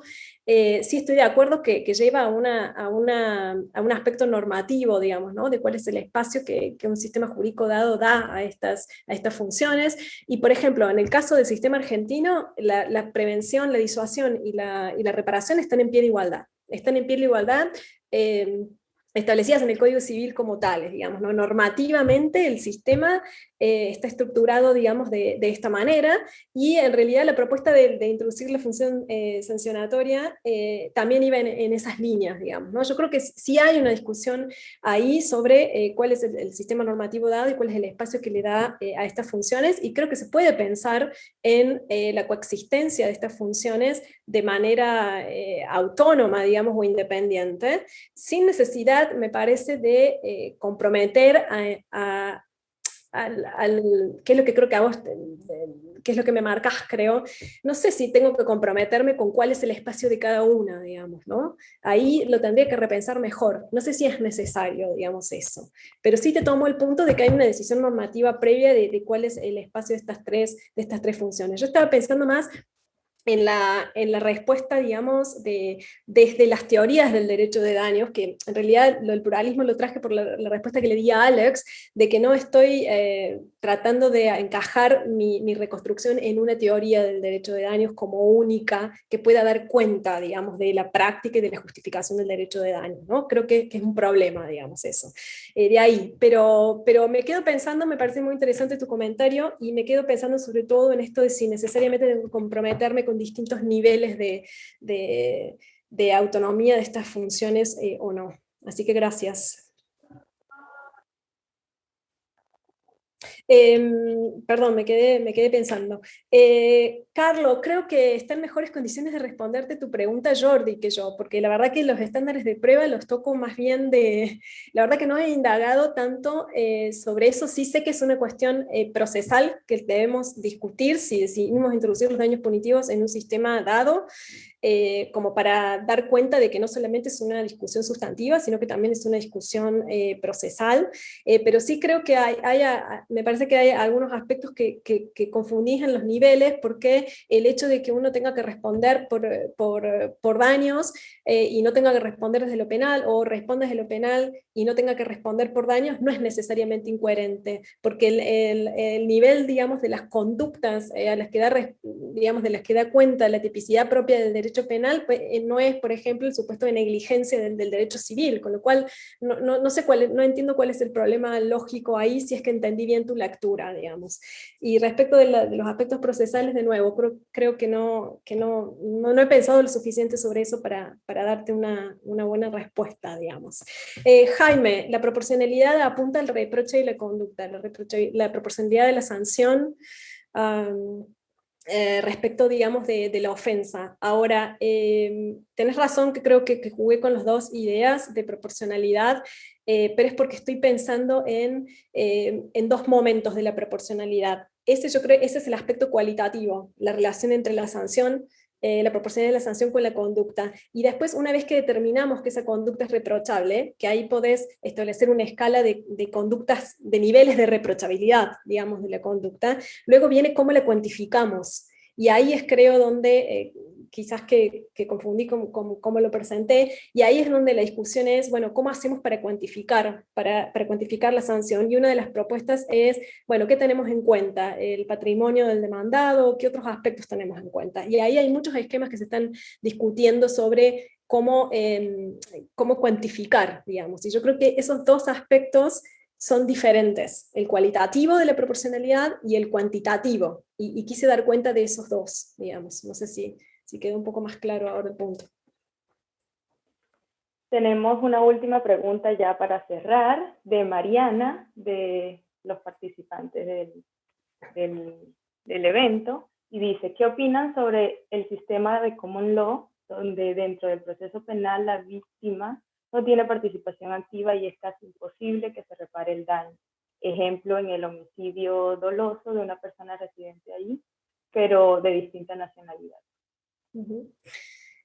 Bueno, digamos, yo tomé como uno de los ejemplos de desdibujamiento de las fronteras entre lo público y lo privado, el hecho de que el derecho penal se está moviendo hacia una mayor sensibilidad a darle un espacio a la víctima, no solo con medidas restaurativas, sino también con lo que se llama Impact Victim, que tienen algunos estados de Estados Unidos, con lo cual ese era un ejemplo como para mostrar de que hay un cierto desdibujamiento, pero es cierto que el espacio de la víctima es súper limitado, digamos, dentro del derecho penal.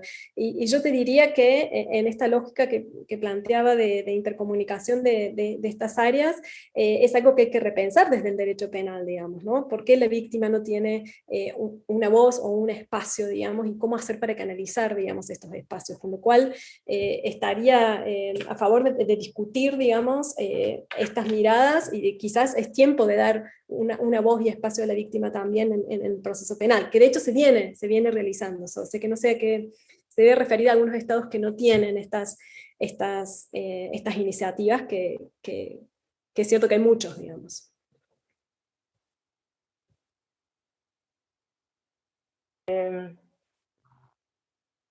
Diego pidió la palabra, pero muy brevemente porque ya estamos para terminar. No pasa nada, gracias, que no, pedí al final, no había tiempo, no te preocupes, gracias. ¿Seguro? Diego, me lo podés plantear y no te le respondo. Ya, no, luego la seguimos, gracias.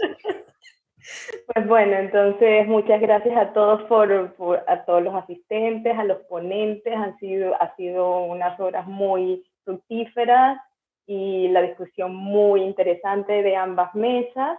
Muchas gracias a los participantes también por hacer parte de este evento, que es muy importante, no solo para la teoría y la filosofía del derecho, sino pues para todas las mujeres que participan, porque así se visibiliza el trabajo que hacen, su trabajo académico, en todos, pues, mucho más visible.